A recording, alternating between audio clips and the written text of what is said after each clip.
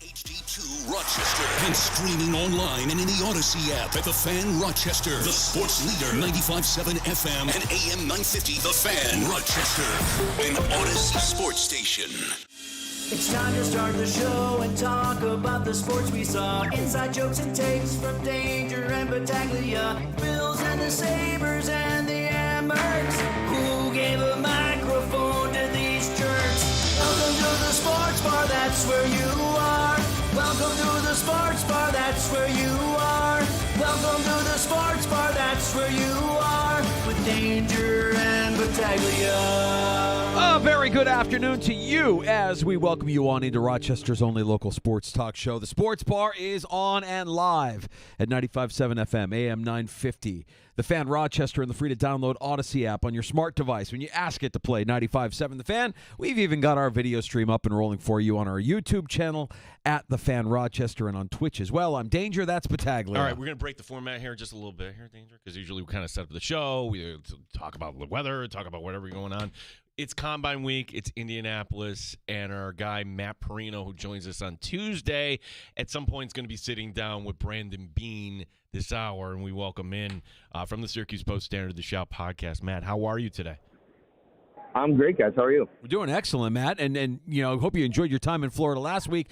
Boots on the ground in Indianapolis, where yesterday we heard from Sean McDermott. Today we heard from Brandon Bean. And usually when these two guys talk in the offseason, there's not a lot to take away, but every now and then you get a little something subtle that comes out of their mouths in terms of what direction they might be going with certain players. Let's start with McDermott yesterday, Matt. Did we get any sense of which direction they may be leaning on some of the players that they were discussing yesterday? I mean, I think the biggest takeaway from Sean yesterday is the language around how he's talked about Keon Coleman. Yeah. And it's been consistent since the end of the season. And he's not that direct with about rookies usually, especially this early on, which probably tells you maybe they see a pattern forming and they're looking to get out ahead of it. I know that his agent came out on social media and said that guys that have self-motivation don't need, sound bites through the media to find motivation. It's in their DNA. Well, I think that they want to see that from him. And I think that's why Sean has been so strong-lipped when he's talking about Keon Coleman and the lack of production down the stretch. Like, you want to see a guy come in, especially the guy that they used their first draft pick on in this last year's draft, have some type of fingerprint on their offense and what they do offensively down the stretch of the season, and that just wasn't the case. Now, there was an injury for Coleman, but I don't know how much that really impacted him in the playoffs, because if you remember at the end of that Baltimore game, he was like doing a flip when they finished off that win, and I don't know if you're doing that if you're hampered athletically at all for an injury. So I think this was a message to him, and it seems like he's in the lab. I shared a video on X today where it's from his renowned wide receiving training coach. His name is Desmond Del Fonte. I might be mispronouncing his name, but he works with all of the top receivers in the NFL, has for a couple of years, and he's training one-on-one Keon Coleman right now. And I think that tells you a lot about what Keon Coleman wants to try to accomplish this offseason. You know, maybe quiet the doubters when it comes to his ability or lack thereof to separate. That's something that has to be better next season. And depending on who they get at wide receiver in free agency, I know we're going to talk probably about Khalil Shakir in a minute here, they got to go out and find another player. And if they don't, or even if they do, they need a step from Keon Coleman. And I think Sean McDermott is just being assertive in the way that he's talking about it. Matt Perino, Syracuse Post-Standard Shout podcast. He is in Indianapolis right now for the Combine, where Brandon Bean will be catching up with some reporters, Matt included. So we wanted to make sure we got Matt in while we had a chance today. Yeah, question number 2 is Khalil Shakir. So for folks who didn't hear, Khalil Shakir does get a contract now that will run through 2029. Your thoughts on the value of that contract, Matt? And then if you kind of lump these in, we've asked you the questions before of these guys, Bernard, Benford, Cook, Shakir, Rousseau, which one? I mean, was this just a case you think of, hey, we're going to put out offers to guys that we want to keep around, and one, to me, it seemed like maybe it was a little below market value. Is that fair? I think it was considerably below market value for you take a look at the 800 yards receiving last year, and maybe that doesn't blow your hair back because, the benchmark for great receivers is 1,000 yards. But then you kind of peel it back a little bit and dive a little deeper. This is a guy in Khalil Shakir who ranks second in the NFL with 605 yards receiving after the catch. And I tweeted this out. When Brandon Beane has found something that they've been searching for years, he tends to be willing to pay for that. And I think that this contract tells you that, and it's in true Beane fashion. You go back to the Milano deal in 2021. Remember, we all thought he was going to be a free agent. And they come in at the final hour, I think it was a week before free agency, ink him to that deal that ended up being at like $12 million per season. We were talking about 15 to 20 for Matt Milano in the lead up to free agency and him potentially cashing in. And, he's made really smart decisions. Beane has, letting Tremaine Edmonds walk and letting him get big dollars elsewhere, finding team-friendly deals with other potential free agents. And I think what he said today was this was a deal that, reading between the lines anyway, he didn't say this specifically about this deal, but he did say we want to do deals that are going to help us on the cap right now, and then also with, the numbers of things. If you're coming in at $5 million per year less than what I think everybody thinks is the going rate for what Khalil Shakir is, and who knows, if he takes another jump next season, guys, in the last year of his rookie deal, now you're talking about another escalation in the market value and the salary cap going up even more. So I think this is one of those ones where you get in on this early. The other ones are going to be complicated. The Greg Rousseau contract extension, to me, feels a lot like the Tremaine Edmonds decision. There's a lot of production. There's a lot of athleticism and skill set, and love the age. I mean, the kid's going to be under 25 when he signs his contract extension, and as a pass rusher, that's really exciting. But the numbers are going to be pretty high, especially at that position. And I think you can walk away from this deal knowing that he comes in at 23rd in the NFL at the wide receiver position in average annual salary. And by the time we get to free agency next year, when he would have come up to be a free agent, he's going to be out of the top 30, I would imagine. Yeah, so all of that being said, Matt, when we talk about Shakir getting the extension, when we talk about the words being spoken about Keon Coleman, and we've heard, I think, for both Beane and McDermott, football games aren't won on or played on a track. They're not done, right? They can't be done because what you're telling me with this Shakir deal and what it's worth is that you're paying a wide receiver too. You still don't have a true wide receiver one. Oh, definitely. And listen, is there a world where Khalil Shakir could eventually become like the Chris Godwin, or maybe he already is, the Chris Godwin to an eventual Mike Evans? Definitely. And I don't know if Keon Coleman can be the Mike Evans in this offense. And I don't even really know if the Bills feel like that or if they're confident in that at this stage. But, you have a bunch of draft picks. This draft specifically at receiver, doesn't it feel like it's kind of trending in the direction of the one a couple of years ago when there was a couple of guys that people were excited about in A.J. Brown and DK Metcalf, but for whatever reason, they weren't seen as first-round picks. And you wonder if this is a year where you can maybe get value at that position in second round, in the third round. And the Bills have 2 picks in the second round. And I think that could be the area where they look to pounce at wide receiver and try to find the guy. Even Mike Evans, the year that he went, I think later than most people would expect it, or maybe the Bills want to use those 3 picks in the top 60 if they really like one of these receivers to go up and get the top guy that they think can be that top guy. And now you have a collection of talent at the position.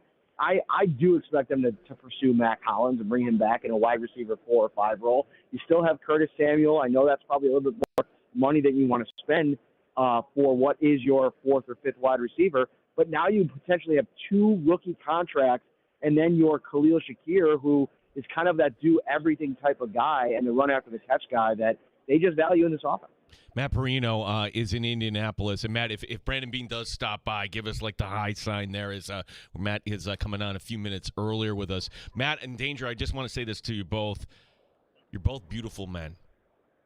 You're a beautiful man, Danger. Thank You're you. beautiful. Matt, what did you make of Brandon Beane saying positive things about James Cook? Because certainly the impression, okay, at least they're kind of talking here, the two sides.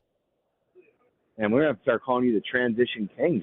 That was pretty good. I don't know if I want you to call me a beautiful man again, though. So let's just relax on that. The James Cook thing was interesting because the biggest soundbite that came out of that for me was they aren't on the same page right now, and she wants $15 million per season, and I think that is a little bit too steep for a guy that, all things considered, at least right now, just isn't the kind of bell cow workhorse back that is going to command those kinds of dollars. I mean, even Derrick Henry, the impact that he had on that Baltimore Ravens offense, I don't think he's going to get $15 million. And I know he's up for a contract, or he wants a new contract. He's got 1 year left on his current deal. I'd be very surprised if they get to that kind of number for him. And I know it's a little bit of a different situation.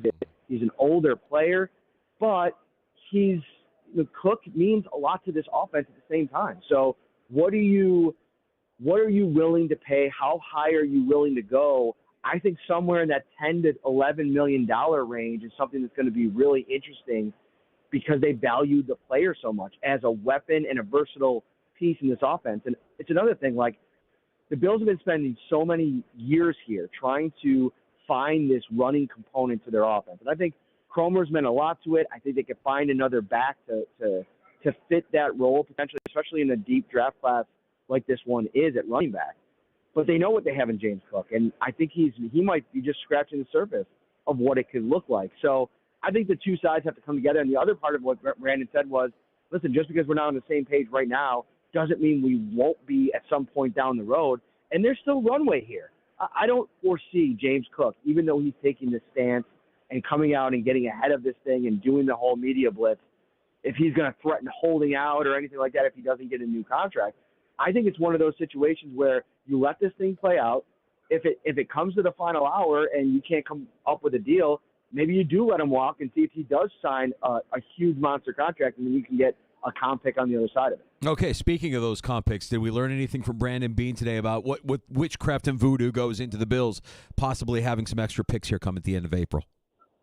Not really a lot, and honestly, even if he was asked about it, and we're going to sit down with him for a little side writer scrum here in a minute, I don't know how much he'd be willing to even go into it, because if you remember last year, they really thought they were going to get that third rounder, and it ended up being the fifth rounder, I think, that they used on either Ulofoshio or Solomon. So I don't know if he's going to be in the business of projecting what the NFL hands out for these comp picks. The formula is confusing. I think a lot of times when you think they're going to get something, they don't. Maybe in this cycle where you maybe don't think they're going to get as much as you thought last year, they get more. So more to come on that. Matt, what do you think is the market? Because there is a position where the Bills can lose not one but two starters. I'm talking about the secondary. Your thoughts, and we've heard some comments here, about Damar Hamlin hitting the market as well as Rasul Douglas. So I think my guess would be, unless there's just not a market for Damar Hamlin, he's probably not back, because the business side of things is if he can get anything above like the veteran minimum, I just don't think that you're willing to match that. Douglas is going to be interesting too. Like the valuation on him is probably somewhere around $10 million per season for a veteran cornerback who maybe is coming off of a down year, but has production in this defense. I don't know if you're willing to pay that as well. Like I wonder if the Bills don't consider, instead of paying Rasul Douglas $10 million, we'll give $1.5 million to $2 million to Dane Jackson, who didn't do very well in Carolina and is now back on the market. We know what he could be as a serviceable guy, and then either draft a guy, or I think they're going to draft a guy no matter what. But the plan could be, sure, he'll be in the pole position. We'll see how it materializes. I don't know, guys. If you listen to Brandon just now, I don't think they're necessarily giving up on Kyer Elam yet. As crazy as that is, as it sounds, or the premise of that and what that can mean for the cornerback room this offseason, I see a world where Kyer Elam's given an opportunity to win one of those starting jobs next year. And here's my devil's advocate to those who say, just move off of Kyer Elam. It's got to be done. The one thing we still have not seen in this entire Kyer Elam arc is him actually being given the job on day one in the opener and letting it kind of marinate and see how it goes for a couple weeks. And so I don't know. I think Ryan Nielsen coming in is a interesting addition. Pellegrino, who I know he's going to be working as the slot cornerback role, I think he could have maybe a profound impact on a Kyer Elam because of his work in New England as a primarily man coverage cornerbacks coach. So I don't know. The Elam story is going to be one of those ones over the course of the entire offseason that I think gets fans pretty riled up on one side or the other. I'm smiling from ear to ear hearing you talk about Kyer Elam because I already know the steady drumbeat of what we're going to hear come late July and August at St. John Fisher. Wow, did you see Kyer Elam out there? How's Kyer Elam? Kyer Elam looks good. We'll be talking a lot of Kyer Elam here later on in the summer. Matt Perino covering the Buffalo Bills for the Syracuse Post-Standard, our guest here in the Sports Bar. And you're at the Combine, which means there's a lot of prospects there meeting with teams and working out, some working out more than others, of course. If you had to rank the Bills' needs in terms of positional needs, what do you think they're paying the most attention to here this week in terms of these prospects in Indianapolis, Matt? I mean, if it was me, I would be all in on this defensive tackle class. And if I'm Brandon Beane, I'm not coming out of this draft in April without two of them, maybe three. And I know that sounds crazy to use all those kinds of assets at one position, but I think that they have to make up for the fact that they haven't done a good enough job really supplementing or building like a pipeline at that spot over the last couple of seasons. Like, I look at Kansas City and Philadelphia. I know it's easy to use the two best teams coming off of last season as the blueprint, but what have they done in the draft over the years? Every single year, it seems like they're throwing a flyer or a dart at defensive tackle every single time, or edge. And the Bills just haven't really done that. They did it at edge in that Boogie Basham, Greg Rousseau, A.J. Epinesa era, but they really haven't done it at defensive tackle. Dwayne Carter was the first interior defensive lineman they used a draft pick on since Ed Oliver, which it's just not good enough. And I know that they had some success on free agents and veterans and what they've done with those players, but I just think that the better roster building mechanism is to get guys on day 2 and day 3, build them, develop them, keep them under contract on those cost-controlled deals, and you get 4 years of that. And if you keep kind of restarting the time clock every couple of years at that, you're going to sit there and look at a Philadelphia Eagles team that had 4 defensive linemen in that draft, a couple first-round picks, but a couple of day 3 and day 4 picks as well that really carried the day for that defense. Couple of names to throw at you then if we want to go a little bit deeper there looking at defensive line. Your thoughts on Derek Harmon out of Oregon, Kenneth Grant out of Michigan, a couple of names that we've heard kind of circulating around and buzzing around there in Indianapolis, Matt. I mean, the big thing to me is massive dudes that are athletic, that could do both things. Like, that to me is like what I'm hearing from all of these draft experts. Again, I haven't really sat down and taken a deep dive on the players quite yet. That kind of happens closer to April for me, but that's what I'm here for, to talk to the Chris Trapassos of the world and the Jordan Reeds of the world. And one of the things is, no matter who you get at the end of that first round, early second round, you're probably going to come away with a guy that's going to be a difference-making impact player on the interior with size. Like, that's the other piece of this. They've been so undersized on their defensive line outside of the bigger edges like Rousseau that they've had. But even bringing in a guy like Von Miller is a guy that doesn't really strike you as an imposing physical force.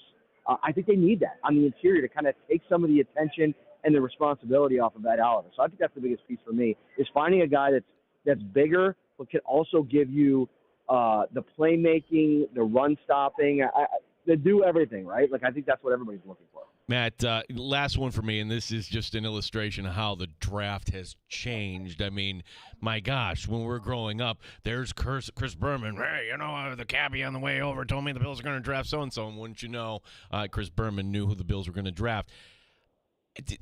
This regime doesn't pull you aside or anybody. Like, they're not telling you things off the record, or are they? Do they want messages out that way? I wouldn't say off the record stuff as much, especially with the regime. But there's you could read between the lines of some of the commentary over the years that have kind of led you in certain directions at kind of what they want to do.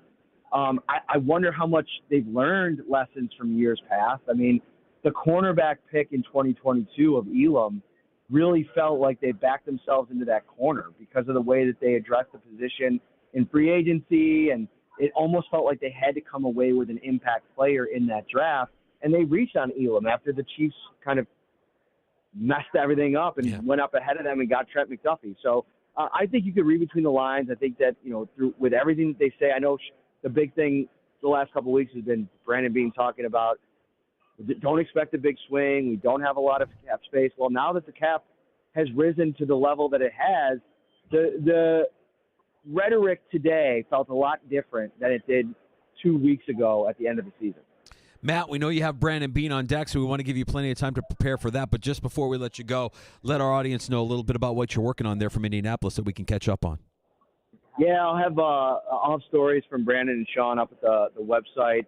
One will pop up here in the next couple hours on this whole Keon Coleman commentary from McDermott, and then obviously some reaction from the Bean stuff that you can't find from the scrum that the Bills streamed a little while ago. So we'll have plenty of Shout podcasts this week and the usual. Best place you ate at Disney, Matt? Ooh. Oh, Tapanito. It is a hibachi restaurant in Epcot. If you've not had it, go there and change your life. I went big or went home this time. I got the Wagyu steak filet. It was breathtaking and mouthwatering. It looks like the family had a great time. We know you were doing hits while you were on vacation. I just, for the record, I don't think that there were any hits that were done while on Test Track. We still hold that lone distinction. Matt Perino telling us about the Buffalo Bills while on Test Track. Yeah. Yeah, no, none of that. And actually, Test Track is no more. So you guys will hold that record forever. What? Breaking news. I'm sorry. I didn't know about this. Test Track is gone. Yeah, Test Track is under construction. They're building a new ride. Oh. They're refurbishing. It's kind of like the Splash Mountain in Tiana. All right. Very good. Matt, thank you for that update, and thank you for all your coverage of the Buffalo Bills. We'll look forward to reading more at Syracuse.com, Matt. Safe travels. Sounds good. Take care, guys. Thanks, Matt Perino, covering the team for the Syracuse Post-Standard. Good insight there from our buddy. Yeah, as the bullet point headlines today, Shakir's the first guy to say yes, which leads me to believe that was the strategy all along. Let's see who we can kind of get in, maybe a little below market value. And, my gosh, is anybody going to be upset that Khalil Shakir is going to be a part of this offense now for years to come? Not me. I think he's a perfect fit. Now, does that mean if somebody comes along and can become that true kind of alpha number one, to me, Shakir is the ideal number two, if that makes sense. I think he's absolutely your number two. The salary puts him right in the middle tier of NFL wide receivers. Your $32 million guaranteed is reasonable as for a second contract receiver. It kind of tells you what you need to know, that the Bills view him as a wide receiver 2 with wide receiver 1 upside. I mean, there's a lot to like about his game. We talked about how efficient he is as a receiver throughout the course of the season. One drop all year long. I mean, I think he caught 75% of his targets. So the thing that's missing there is the eye-popping stats. And we saw what that looked like when you had Stephon Diggs and Josh Allen cooking. There is a difference between what they have in Shakir and what they had in a player like Diggs.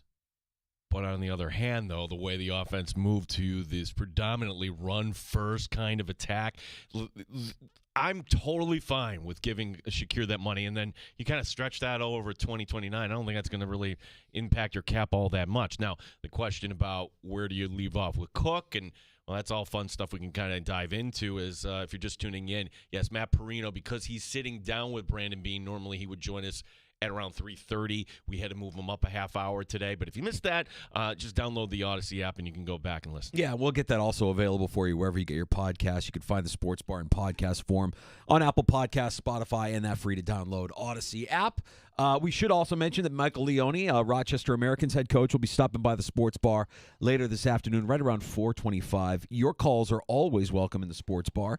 You can join us on the Good Smoke Barbecue and Pub Wingman line. That's 866-4FAN, award-winning barbecue from Good Smoke Barbecue and Pub at 135 West Commercial Street in East Rochester. Good Smoke bbq.com. Yeah, as lots to talk about here with Sean McDermott talking yesterday, Brandon Beane talking today, and certainly some other things around the NFL is the Combine kind of begins the whole season. One thing I think that was kind of, and look, thank you, Chris, and everybody that kind of pointed this out. I saw this last night. All right, we'll talk to Dan Fates as we always do from Buffalo Plus and 13 Wham on Thursday. They're out there. He's doing what they call a stand-up. What a stand-up is, okay, we're going to get the tripod, we're going to put the camera out there, and it's just going to be me and Mike Catalana recording something here live live on tape from the Combine. In the background, making silly faces is Sean McDermott. Yeah. He's having fun. I don't know this guy. Yeah. Who is this guy? I mean, look, if Sean McDermott doing snow angels after a win in the regular season wasn't enough, how about the gag where you pretend like you're walking downstairs and you give the illusion that you're walking downstairs when you're just kind of crouching down, which is what he did in the backdrop of that stand-up that you're describing. Shecky McDermott, we have a stand-up comedian as a head coach. This guy's he's just a barrel of laughs. I kind of dig it.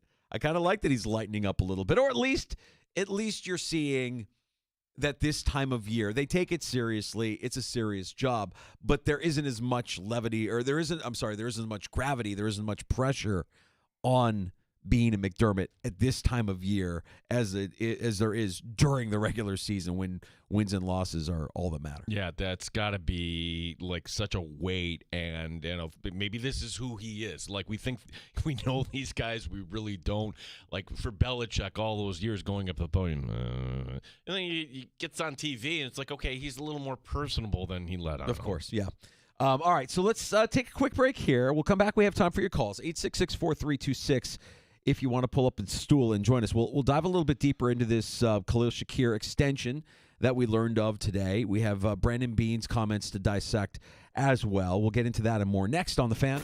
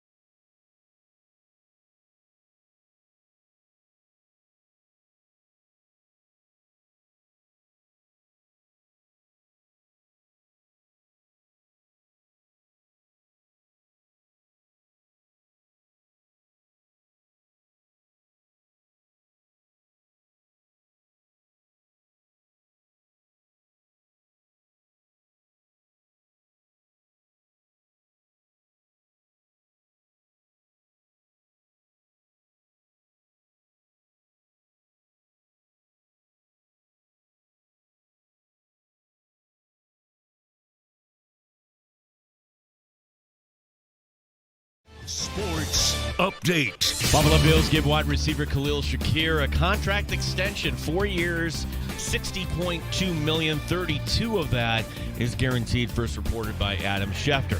Brandon Beane on his wide receiver. What a pro. Done everything exactly the right way. And he's one of those guys, he doesn't say much. He just lets his play speak for itself. And a highly respected guy in our locker room. And that's what you want to do. You want to reward the guys that are like, Khalil.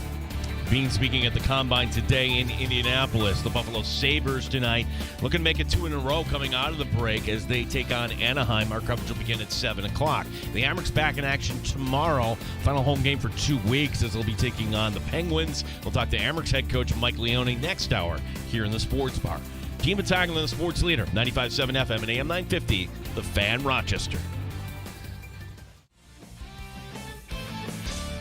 Straight up with no chaser. You're in the Sports Bar with Danger and Battaglia on the sports leader, 95.7 FM and AM 950 The Fan, Rochester. So it's a significant extension for Bills wide receiver Khalil Shakir. We hear from Brandon Beane today from the NFL Scouting Combine. We heard from head coach Sean McDermott yesterday from Indianapolis. It's right over just over $15 million per year for Shakir when you do the math on this extension. It fits right in there because could you see, assuming health, right, him being a part of this offense in 25, 26, 27? Absolutely. I think there's also another story to be told here. And maybe, like, if I get time this weekend, I'll fish through all the audio here at Danger. Or who am I kidding? I'll ask Dan DeLorean to do it. The times we talked about, hey, after year 2, is Shakir actually a cut candidate? Sometimes it does take longer to develop. I think you can kind of marry some of these storylines because I'm not ready to write off Keon Coleman, not by any stretch. But that was a little message that the head coach kind of delivered through the media, which he normally doesn't deliver messages through the media yesterday. You remember, a few years ago when the Bills really struggled with Yak. They didn't get a lot of yards after the catch. And a lot of that, I think, was, Steph Diggs getting peppered with targets and just kind of, valuing self-preservation and not going for the extra yard, going down almost immediately once catching it. What you've seen since then is a guy in Shakir elevate to become one of the league's elite yards after catch receivers. In fact, he ranked 3rd in the NFL in yak. So that alone is that element of the offense that was missing during the Diggs era of the Buffalo Bills offense that you now have with Khalil Shakir. He's got a great chemistry with Josh Allen. And Perino mentioned it, and I agree 100%. This market, the wide receiver market, is only rising. And by the time we get to this time next year, this deal is going to look like a bargain. It's just over $15 million for an average annual value. And then there was a point last year, Danger, going back to November, where the first half of the season, his catch rate was at 92%. That's ridiculously good. Mm-hmm. The guy doesn't drop passes. So, for his career at 75%, but he's not going to be that guy that is going to just put up this ridiculous 150, 170-yard game. Right, and I guess that's the other part of this, right? Like, what if he stagnates, or what if you get out of Shakir what you've gotten out of Shakir?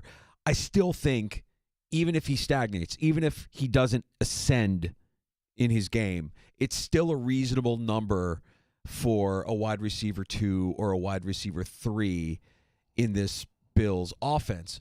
All of that being said, while Shakir earned this extension, I don't think it means that the Bills are set at wide receiver at all. I mean, his numbers, Shakir's numbers, do not scream top target in an offense that should be considered elite when you consider who your quarterback and running back are. I thought Matt Perino made a really interesting comment, and I think we here in Western New York media fans, we've been conditioned by Brandon Beane every year. Ooh, you're going to draft a receiver, and then you don't. Ooh, we're going to draft a receiver, and even last year when they drafted the receiver, it wasn't the guy we all wanted. Mm-hmm. And like Keon Coleman, okay, maybe that's a second. Is this the year where, hey, maybe you got an extra second rounder? dare I say at pick 30, you're going to go back to the well? Like, why would that be a bad thing? Well, it'd be a bad thing only if, like, hey, you didn't really fill the defensive needs that you have in the secondary and the line. Well, yes, and and maybe that's part of this, right? The deflection tactic, right, where we're going to talk about wide receiver instead of the deficiencies that we have in the defensive line. Maybe it's a smokescreen, but the idea that since Diggs left last year, you kind of go into the season thinking, I know you thought, hey, you've got a guy in Shakir who could have that wide receiver one upside. You also have Dalton Kincaid. That didn't really work out.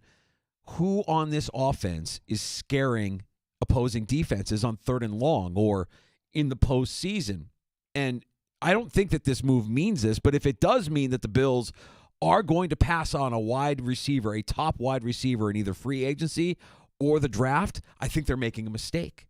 I think that there's wide receiver one upside with Shakir, but I still think you don't have the guy that's going to evoke any kind of fear into opposing defenses when it matters most. He's efficient, but he's not yet a game changer. Shakir, I'm talking about.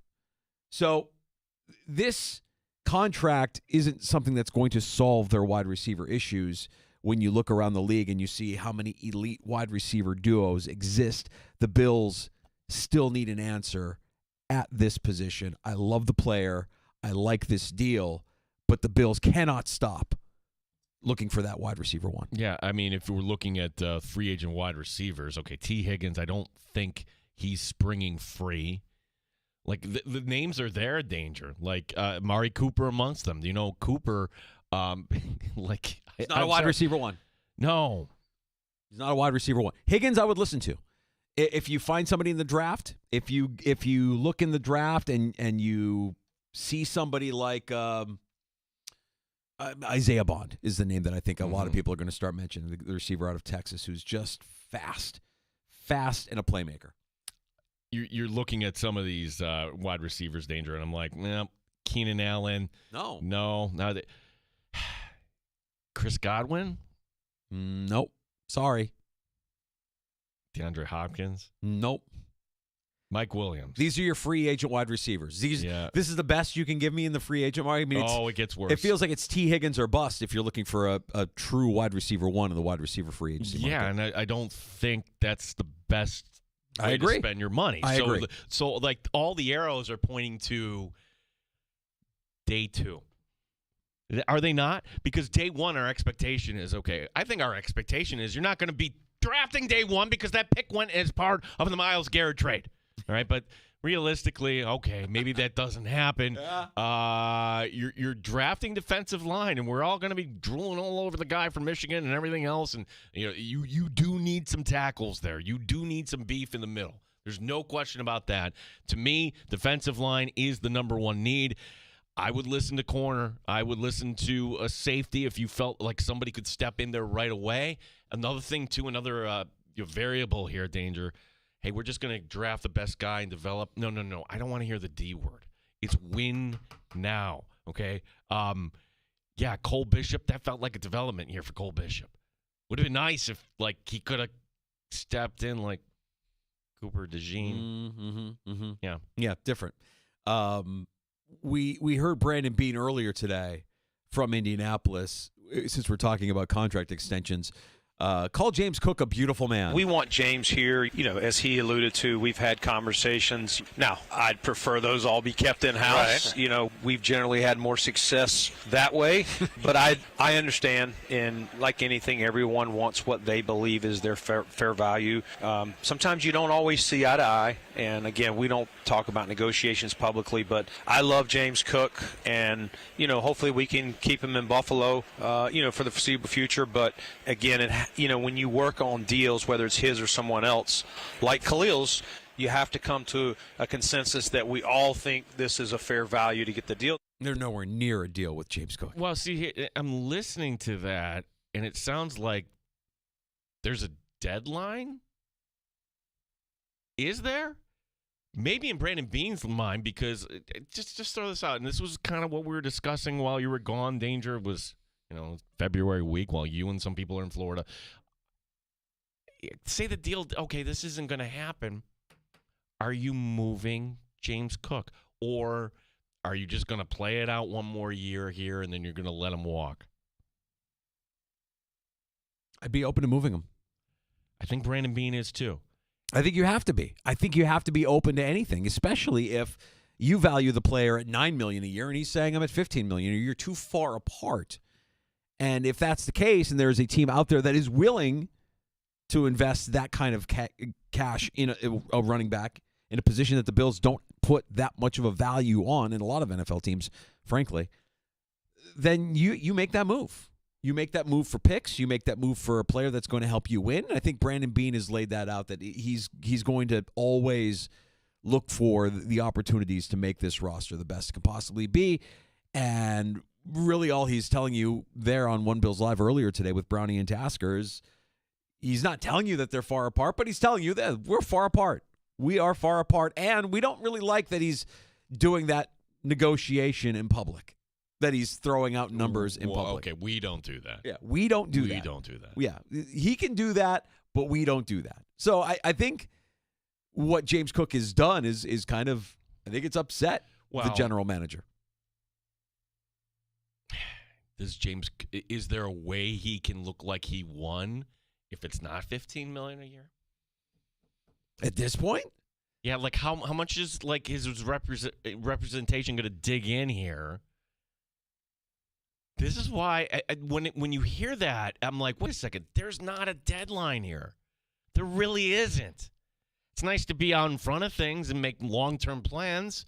We all want to make long-term plans. But you can make the assumption that extensions have been handed out, right? The first round of extensions have been handed out, and everybody's representation is kind of looking them over right now and saying, all right, do we like this deal, or do we want something else? What are we talking? Yeah, and would it surprise me if, again, you have a team captain in Bernard, you have Benford, you have Rousseau. I don't think Rousseau, I think we're, with that, I would be stunned if that was one of them, but what about Terrell Bernard? What if all of a sudden you hear that wouldn't surprise me at all? I think Brandon Beane, for all the guys, the core guys here, you've had that discussion. And there's one guy that you had the discussion maybe right after the season ended, and, oh, my gosh, James, they're not going to pay you $15 million. This is your offer. Tweet, out it goes, or whatever the podcast was. Can you play that again, Danger? Because I'm just listening to this. Tell me if I'm wrong here. This is Brandon Beane today on One Bills Live talking about James Cook. But again, 12 months from now is the deadline. It's not tomorrow. We want James here, as he alluded to, we've had conversations. Now, I'd prefer those all be kept in-house. Right. We've generally had more success that way. But I understand, and like anything, everyone wants what they believe is their fair value. Sometimes you don't always see eye to eye. And, again, we don't talk about negotiations publicly, but I love James Cook. And, hopefully we can keep him in Buffalo, for the foreseeable future. But, again, when you work on deals, whether it's his or someone else, like Khalil's, you have to come to a consensus that we all think this is a fair value to get the deal. We hope he's here in Buffalo. Yeah, he's here in Buffalo in August and September, October, da-da-da-da. I mean, you could probably find a soundbite from last year's Combine talking about, Stephon Diggs, and it would sound probably very similar, right? Yeah. We want Stephon Diggs in Buffalo. We love Steph Diggs. We want to be a part of our team. It doesn't mean anything. You could live in a world and envision a world where James Cook gets traded by the Buffalo Bills. I could certainly see that as a possibility. Get something of value for him now. Buy low, sell high, right? And is his stock going to be ever as high as it is coming off of this season? My answer is no. Absolutely not. This is last season, I think, is the best season James Cook will have as a professional in the NFL. And you want to make more? We're not paying you for the future. We're not paying you for the past. We're paying you for the future. And what we value you in the future is about $9 million. My guess. My guess is somewhere in that neighborhood. And if that's not the case, if that's not working for James Cook, then you have to have that hard conversation. And maybe you are talking to other teams. I'd be open to all of that. The Hassan Reddick rule in the sports bar here, though, that's also part of this, too. If you're talking to other teams and the agent and Cook, as you heard Brandon Beane kind of say, we don't like doing this through the media. That's part of it too, right? Like, Diggs doesn't get dealt to Houston if you're not bringing Diggs' representation in and saying, hey, and credit Houston, not only did they give him a new contract, they made him a free agent this year. They said, hey, we're going to pay you top dollar this year and hope to have you back, but, if not, then you're free to walk. Wow. It may really look really bad for Houston here with Diggs if he just takes a lowball offer here from Kansas City or wherever. There was also a bit from One Bills Live on comp picks, and we discussed it with Matt Perino earlier this hour. Brandon Beane on whether or not the Bills will have some extra picks here at the end of April. We should have, it's not confirmed until you get it. You don't know, but we believe by everything we've been told, including our contact with the league, that, it'll be 2/5. And so hopefully that'll be confirmed, I would say, next week to 10 days maybe. Okay. All right, so a couple of extra fifth-round picks for the Buffalo Bills. Okay, so what is the more mysterious thing in sports? Comp pick formula or international soccer, the stoppage time at the end. Is there another thing like that doesn't make any sense? How did you arrive at that? Bill Belichick with a 24-year-old.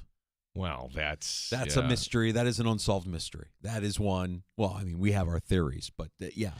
Danger, I realize this. If I just say it's my opinion, I can't get in trouble. That's right. It's my opinion that there's some ulterior motives. That's all I'll say. It's my opinion. That's right. That's right. You are allowed to have an opinion. It's my opinion that appears to be ulterior motives. Yeah, you're not spitting facts. You're sharing opinions. That's exactly right, Gino. 866-4326. That's the Good Smoke Barbecue and Pub Wingman line. 866-4FAN, award-winning barbecue from Good Smoke Barbecue and Pub at 135 West Commercial Street in East Rochester. GoodsmokeBBQ.com. We will check in with Mike Leone, Rochester Americans head coach, with Scranton Wilkes-Barre on deck at Blue Cross Arena tomorrow night, a game you'll be able to hear on the Fan Rochester. And the Hammocks are red hot right now. They indeed are. Not only the best record in division, the best record in the AHL, but I know Leone is going to kind of downplay everything. My gosh, we haven't talked to him since the final on Thursday, the Four Nations tournament. We can talk to him about that, and we can talk to him certainly about this team that after Wednesday night, they're not home for 2 weeks. But you know what? Doesn't seem to really matter with this team. They have the most road wins in the American Hockey League, too. That's right. And just quickly, enlighten me, because last week I was off the grid. Admittedly, I pretty much unplugged from all things societal pop culture and sports and everything. I just kind of left. I logged off. Mm-hmm. Did the salary cap get announced last week by the NFL? Oh, yeah. Okay, good. I thought so. It went top of my head, like $22 million. Okay.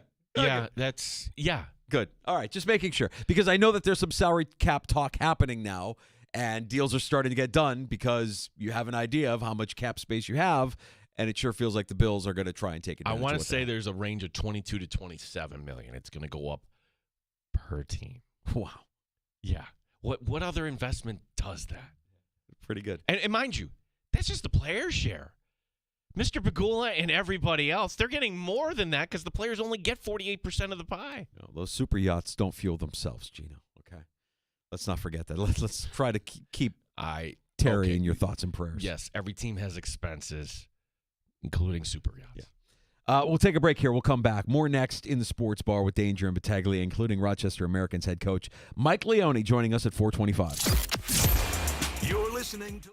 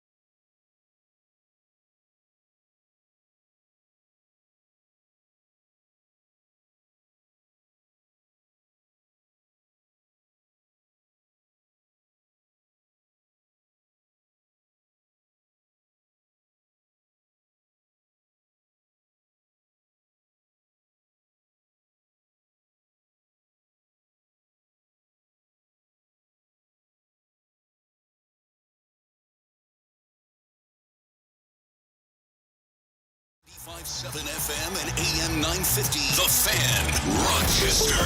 An Odyssey sports station. The Fan, Rochester. Sports update. Bills giving Khalil Shakir a contract extension tacked on. 4 years, $60.2 million. $32 million guaranteed. This will keep him in Buffalo until 2029.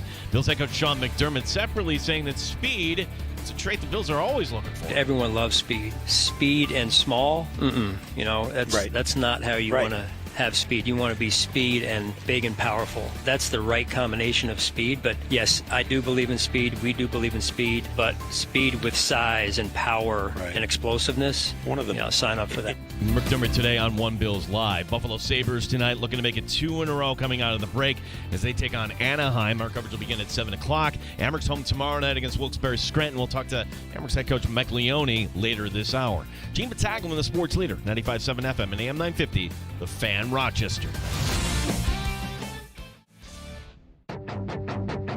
The Sports Bar with Danger and Battaglia. Khalil Shakir has been signed to a 4-year contract extension. You know, we're going to do and evolve in the offseason how we feel like we need to go and evolve. And I think it's important that you have a vision for what the league is and where offenses are going. And then, again, how we need to be out in front of that curve. Mike Danger. If we're going to spend part of this week talking about the prospects at the NFL Scouting Combine in terms of ranking positional needs for the Buffalo Bills, as far as what should they be looking at first and foremost here over the coming weeks leading up to the draft? Gene Battaglia. So defensive line, number 1. D tackle, D end. Number 2 is you've got to get a corner and a wide receiver. Danger, you could do what the Chiefs did a couple of years ago and just go again and again and again on the side of the ball. That wouldn't surprise me at all if this was a defensive-heavy draft. 95.7 FM and AM 950, The Fan, Rochester. We welcome you back into the Sports Bar. It's Danger and Battaglia. Thanks for checking us out on the free-to-download Odyssey app. If you're driving around Rochester at 95.7 FM, AM 950. Watching the Sports Bar on our YouTube channel at The Fan Rochester or on Twitch. However you're enjoying the show, thanks for making us part of your afternoon routine. We know how many choices you have for your sports information and entertainment. Gene and I don't take it for granted. It is humbling that you're joining us here in the Sports Bar. I think James Cook's getting traded. Ooh. There's a take. Okay. Listening to this, just kind of reading between the lines, knowing the history of, all right, we're not afraid to trade key components of our team. Stephon Diggs, of course, being the prime example. And for Steph Diggs, a receiver that was 30, and you still got a second-round pick out of him? Maybe I'm reading this all together all wrong, but if the Bills are saying essentially, no, we're not going to pay you that, and Cook is saying, hey, I want $15 million, all right, then if there is a team that makes the call, Brandon Beane pulls the trigger on that. Mike Danger, are you buying into my theory? I'm buying into it, absolutely. I'm absolutely, especially after what we heard Brandon Beane say today about James Cook. And, you know, on the surface, it seems very complimentary. But if you read between the lines, there's a few things there. Brandon Beane basically saying we don't like negotiating in public, and all but telling you we're nowhere near a deal with James Cook. What he wants is what he wants, and what we're willing to pay him are two completely different things. Now, Brandon Beane spoke for, I don't know, about a half an hour or so earlier today in Indianapolis at the NFL Scouting Combine. He also spoke with Brownie and Tasker on One Bills Live, and we wanted to kind of give you that condensed version of what we heard Brandon Beane talk about earlier today. From One Bills Live, this is Brandon Beane in Indianapolis earlier. And joined by Bills General Manager Brandon Beane. And we want to remind you, Ticketmaster is the title sponsor of this year's NFL Scouting Combine coverage. Ticketmaster is the official ticketing partner of the NFL and the Buffalo Bills. Brandon, thanks for making some time. As always, we appreciate the annual visit we get here with you in Indy. And you got some good news to share with everybody. Khalil Shakir is under contract through 2029. How quick did that come together? Yeah, I mean, we're thrilled to, it's not pen to paper yet, but we're thrilled to come to an agreement here just, a couple hours ago, and I know that news just broke. But, Khalil, as you guys know, is just what a pro, done everything exactly the right way, and he's one of those guys, he doesn't say much, he just lets his play speak for itself, and a highly respected guy in our locker room, and that's what you want to do. You want to reward the guys that are like Khalil. That I think you'd have a hard time finding someone to say a bad word about Khalil Shakir and what he's brought to our team the last 3 years, and what we'll count on him to bring for years to come. Yeah, and it is always a deal when you sign a player. It's a big moment for them, big moment for the franchise is in it, but you got to do that like 50 more times this offseason. and there's a list of guys that are strong considerations. How many guys have you called? I mean, obviously James Cook has been a topic of discussion because he's eligible now. You got a guy like Christian Benford who has far outperformed his draft status. Terrell Bernard has become almost indispensable. So you got some other guys that are eligible, deserving, guys you just plain love. So how do you approach that priority-wise? Yeah, and all the guys you mentioned there fit our philosophy of draft, develop, and extend. Re-sign, however you want to do it. So there is a cap, and so you're always worrying about that. And we have lost guys that we would have loved to extend, in the past, because you still have to fit it in. And sometimes we do go out there and say, man, there is a position that we don't have on here that we need to improve, that we will do it by a free agency or trade or whatever that may be. So we still have to consider all those moves. But yes, we've had discussions with guys. Some we'll have here with their representatives. Some, even if we haven't, maybe we will in a week or two. It's a giant puzzle. And as you see one deal take shape, that can kind of point, okay, we have this, now we can do this. And we have a couple of weeks that we have to get into cap compliant. And some deals you do can help you with the cap. Yeah. You can actually move some things down. Some will hurt you on the cap. So we're balancing all that. And just because we don't sign a guy today, next week, doesn't mean we wouldn't, later in the spring or summer be able to get that done. It always seems like there's a little bit of a season right before training camp, or right at training camp. Extension season. Yeah. Did Spencer last year that way. Right. As we know, James Cook did a little posturing on social media, then pulled it back. It seems like his intentions, though, for all intents and purposes, are pure. He just wants to get fair market value in his estimation, and Coach addressed it to some extent yesterday. Where do we feel he falls in that line of consideration that you were just discussing? Yeah, love James. I mean, you're never going to get me to say a bad word. I mean, what he's done and the improvement and the maturity and all the things that he's brought, and had some explosive plays for us this year, some tough runs too, not just the explosive ones. So we want James here. We've as he alluded to, we've had conversations. I'd prefer those all be kept in-house. Right. We've generally had more success that way. But I love James, and I love who he is. He is pure as anyone. And so I understand, and like anything, everyone wants what they believe is their fair value. Sometimes you don't always see eye to eye, and again, we don't talk about negotiations publicly, but I love James Cook, and hopefully we can keep him in Buffalo for the foreseeable future. But again, when you work on deals, whether it's his or someone else, like Khalil's, you have to come to a consensus that we all think this is a fair value to get the deal. And there's been plenty of guys here we've been able to do that with, and then there's been some guys that by the time their contract expired, we hadn't, and they go test the water. Yeah. Speaking of which, the salary cap, when might you find out what it's actually going to be? You have an idea now, but we at least got an idea. We got the range, which was nice. Hopefully here very soon. I know they're in the final negotiations with the PA and the NFL Management Council on how things are allotted, but we at least kind of know where it's, we've got it down to 277 to roughly 281. So, a solid increase again this year, maybe not as much as last year, but still, still solid. It's a lot of money, but it's still only about 3% off, or 2.5% that you don't know. You're still, and those are players, so it does matter, and it could matter. Hey, you know what? Maybe it's one less player you have to release or move on from, right. or maybe you can structure a deal a little bit differently because it's $3 million difference. So it does matter. and hopefully we'll get that real soon. But we were glad to get that information last week to at least give us the floor at a minimum. There you go, yeah. And when we get the floor, that's what we operate. So today we're operating off a 277.5, and if we get a bump, we get a bump. And speaking of that, you've got a player in Von Miller who had a really nice pressure rate there at the end of the season for you. You know, hurrying throws, ill-advised throws from your opponents because of him. He was a guy that worked with you last year to adjust his contract to help you guys out.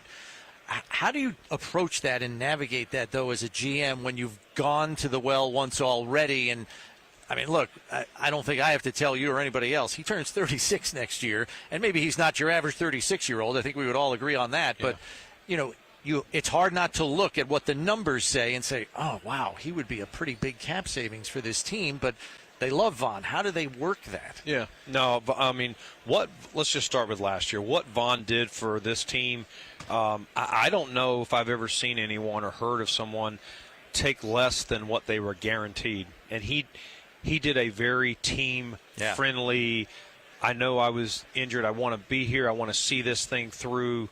And, you know, big-time kudos for that. That is, you know, you're talking about a first ballot Hall of Famer that did that. There's a lot of guys that have a lot of pride in this league, rightfully so, for what they've done. And that just showed you how bad he wanted to make this work in Buffalo and help us chase the championship. As far as this year, we're working through everything. You know, we'll meet with his people. Vaughn and I have even, you know, texted or spoken after the season. So, again, we've got some time before we have to make, you know, some final rostering decisions. And as we said, every little thing matters with the cap or extensions, things like that. So I would say, you know, decisions like that are still fluid. Yeah. I put Sean on the spot. I was going to ask him, when do you find out about the compensatory picks? Is there a date? I pointed to the website. They show you 10 picks, and you think you do, right? Yeah. Yeah, we should. We should. Did Sean give you a very good compensatory calculated formula answer? Well, we'll find out. Definitely. No. And the slide rule and the abacus were not involved either. Did he break down how it all works and everything? A sliding scale. Yeah, he let me in a little. He gave me a peek behind the curtain. It wasn't pretty. It wasn't pretty. You don't want to look behind that curtain again. Something tells me he's not looking behind the same curtain you are. Yeah, that's right. So the answer is, you know, I know last year we had the thing we should have got the third. There was a rule deal, but we should have, you know, it's not confirmed until you get it. You don't know, but we believe by everything we've been told, including our contact with the league, that, you know, it'll be 2/5. And so hopefully that'll be confirmed, I would say, next week to 10 days maybe. Okay. Looking at the defensive class in this draft class, we saw Kansas City in the 22 draft pretty much refortify their defensive roster in almost one draft class, that Trent McDuffie class. Are you encouraged by the depth of defensive talent in this year's class to think that perhaps you could refortify your defense in a similar way?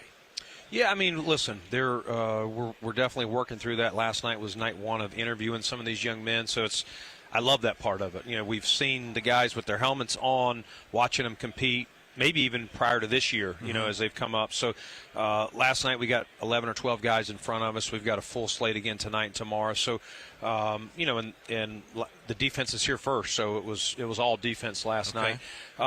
Yes, I mean, like, you're always looking.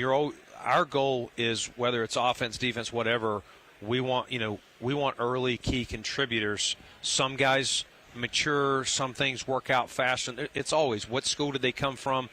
What, you know, did they have this much volume of defense at school X and now it's going to here? Or were they playing in a more of a system that's got pro coaches that have, a higher volume that they're – so that's part of what we're finding out between now and the draft. What is their football foundation? Just because they know this doesn't, this small amount doesn't mean they're not smart and they can't learn. It could be that coach just wants to keep it simple. I'm not worried about how smart these guys are. I'm going to let them play fast. Well, the volume that we use in the pros and every team is going to be heavier. So sometimes that takes, whereas year one, they don't always translate as fast. You would love for them all to, and we will work, for whatever guys we draft, whether it's, more defense than offense, whatever it is, it's our job to get them lined up, take the best players that fit us both on the field and off the field. Okay, last one. So I remember we've seen the footage of you in drafts past up in the suite watching guys run the 40, right? Mm-hmm. Who are you going to be cheering for to run slow this year? I've got some names listed. Yeah, all right, okay, all right, that's good. I've got some names listed. Sometimes you get sold on a guy. You don't need to see him test, right? Yeah, no, you love it, and we talk about that. We actually do some pretty good bantering in our draft room. You know, we meet for 2 weeks with the college scouts right before we come here, and we put some laughable, wagers on the board at each other. Just that's right. And at the end of the draft after April, we go back through those and we torture each other. And you got to do the walk of shame when you lose. You gotta take his name off the board. Exactly. So there's definitely a good amount of bantering that's already started. And so we'll see though. There are definitely some guys that we know, or we say, I don't know how well he's going to test, but the guy's a damn good football player. Right. Yeah. Brandon, thanks for the time. As always, good luck getting your work done this week. Appreciate you guys. And we'll see you down the line here in the offseason. That's Bills GM Brandon Beane joining us here on One Bills Live. That's One Bills Live earlier today here in the Sports Bar with Danger and Battaglia and the Fan Rochester, live from Indianapolis. The NFL Scouting Combine. We heard from not just Brandon Beane there, but also Sean McDermott spending some time with Brownie and Tasker earlier today after he gave a good half hour plus speaking to the media yesterday. I think it's also important to point out, if we can go back to James Cook here for a second. So hearing Brandon Beane talk and say nice things about James Cook and giving you the impression there's a deadline here when really, in essence, there's not, just leads me to believe, my gosh, they're actually maybe working to trade him. Who's his agent? Well, look this up. His name is Matt Leist. Matt Leist graduated from Syracuse in 2016. Made a lot of money in real estate, Danger, and good for him, from Long Island. And then he kind of was taken under the wing by another guy and started out an agency, LAA, Loyalty Above Everything, or whatever it's called. Okay. How many clients do they have? I'll tell you. 3. James Cook being one, Zay Flowers being the other big name, and then there's somebody from Houston I don't recognize. The point is, this agent has never negotiated anything beyond the entry-level contract that, guess what? There really isn't any negotiation. This is what the CBA says. Here, sign here. Thank you very much. I think Brandon Beane is dealing with somebody that is really, really green. And if Matt Leist was a good agent, maybe he should just kind of temper the expectations of his client a little bit. Oh. Do you think Brandon Beane is salivating knowing that this negotiation has now gone public and he's dealing with an agent who's never gone through this with an NFL GM before? Salivating. He's steaming. I think he's this whole situation. When I say salivating, I mean there's something there of value if you decide that this isn't worth it. If you decide that the public negotiation isn't worth it. Now, James Cook is one hell of a football player. You heard them say just as much. Both Beane and McDermott have been glowing about this player. But it wasn't very long ago that he was getting benched for putting the ball on the turf or not catching balls out of the backfield. He had an unbelievable 2024 season, and I would say that that's probably the best season you're going to see out of James Cook in his NFL career. I might be wrong on that, but you're Brandon Beane, and you have to give a contract based on future production, not the 2024 season. And that's why $15 million just doesn't make any sense. And this agent, who's never gone through this before, might learn some lessons here pretty quickly about negotiating with Brandon Beane. And it might end up with the Bills having to make a tough decision or having to make a decision they feel might be better for them in the long term. Let's face it. This year's draft is deep at running back.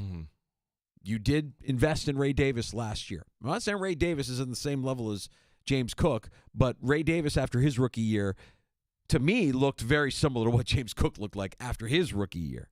So you could say in terms of development, he's on the same kind of pathway, the same trajectory. And if you're the Buffalo Bills and a lot of NFL teams who don't put that kind of value on the running back position, you just want the production. I would not be surprised if that's part of this discussion. Well, I go back to the agent here, and before it even gets to anything, you have to have a strategy, right? How are we going to get you the dollars that you're worth? And if this was the strategy, putting the number out there and trying to paint the Bills in the corner, or if the strategy was there was no strategy and my client, I'll say yes to whatever he wants because I'm here for you. I believe in you, and you should be the second highest paid running back in this league. This is somebody that is very, very green that Brandon Beane is dealing with. Yeah, and if you're advising your client to remove the Buffalo Bills from all social media instances and go on social media and make your demands public, if that's the advice you're giving, you really don't know who you're dealing with because the Bills don't like that. They don't do that. It doesn't happen that way. No, and to me, you're a big Godfather fan, right? Like if Brandon Beane is calling you a beautiful man. James Cook is a beautiful man. That's great. Yeah, it feels a little like the kiss of death there, Dange. Michael Leone is the Rochester Americans head coach. He's always good with his time to join us on a Tuesday afternoon. Amherst's back on home ice tomorrow night, 7:05 against Scranton Wilkes-Barre. We'll have that action for you on the Fan Rochester. And we'll get an update from Coach next on the Fan.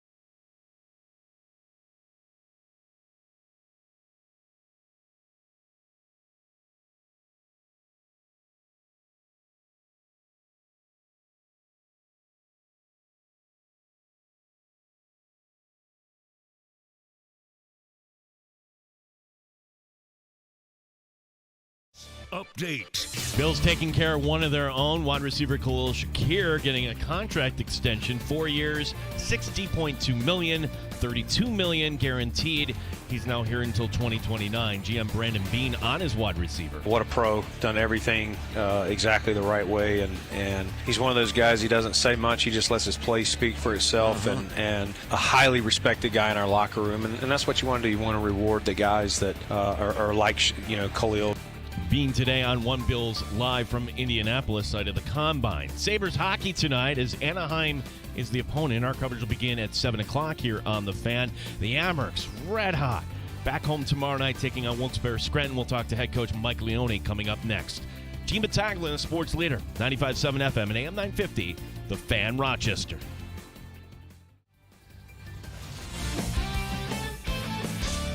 Top Shelf Sports Talk. You're hanging out in the sports bar with Danger and Battaglia on the sports leader, 95.7 FM and AM 950, The Fan, Rochester. Amherst back on home ice tomorrow night. Scranton Wilkes-Barre, the opponent, Blue Cross Arena, just after 7 o'clock. You can hear the action on your proud home of Rochester Americans hockey, The Fan Rochester, right here at 95.7 FM and AM 950. The sports bar with Danger and Battaglia. We always are excited to welcome in Amherst head coach Mike Leone for our weekly chat. And it feels like it's been a couple of weeks since we've had the chance to talk, Coach. And a lot has happened, not just with your team. And we actually talked to Coach Thursday. Oh, you did talk to him on Thursday? Yep. I haven't had a chance to talk to him, Gino. Can I get caught up with the coach here a little bit? I mean, we watched that Four Nations tournament and how it all went down. And, of course, the conclusion on Thursday night. I mean, just your overall sense of what that tournament, that event did for the sport of hockey overall.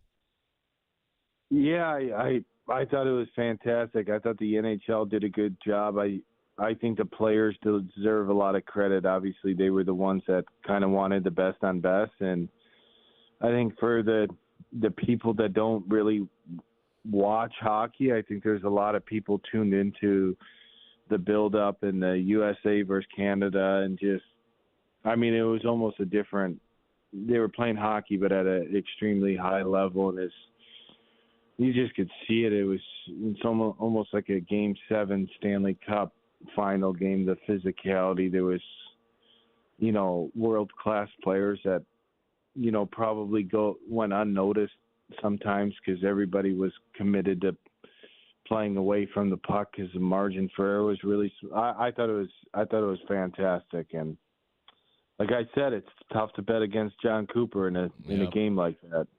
Yeah, well, I'm look for all of us that love the sport. It was something that was great, and your team certainly not missing a beat this weekend.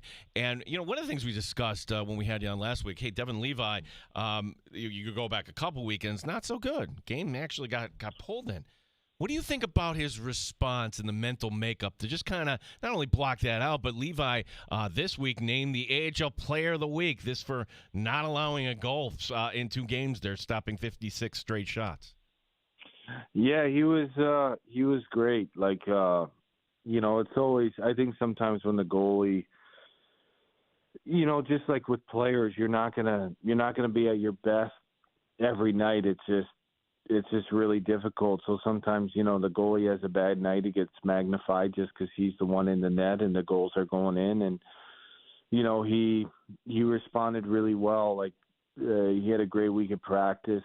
He knew it was a big weekend for our team, and probably more the skill set that we were going to see, especially the game against Toronto, really talented team, Cleveland, and Belleville's fighting for a playoff spot. So they were a really desperate team, and they've kind of got they beat Cleveland twice, Sunday, Monday. So tough schedule for the group, but he did a great job responding. He gave us a chance both nights, and I thought our team did a great job. In those 2 games, I thought we defended really well. Anytime that you're giving up 56 shots, that means you're giving up less than 30 a game. It says a lot about our commitment to playing team hockey and team defense.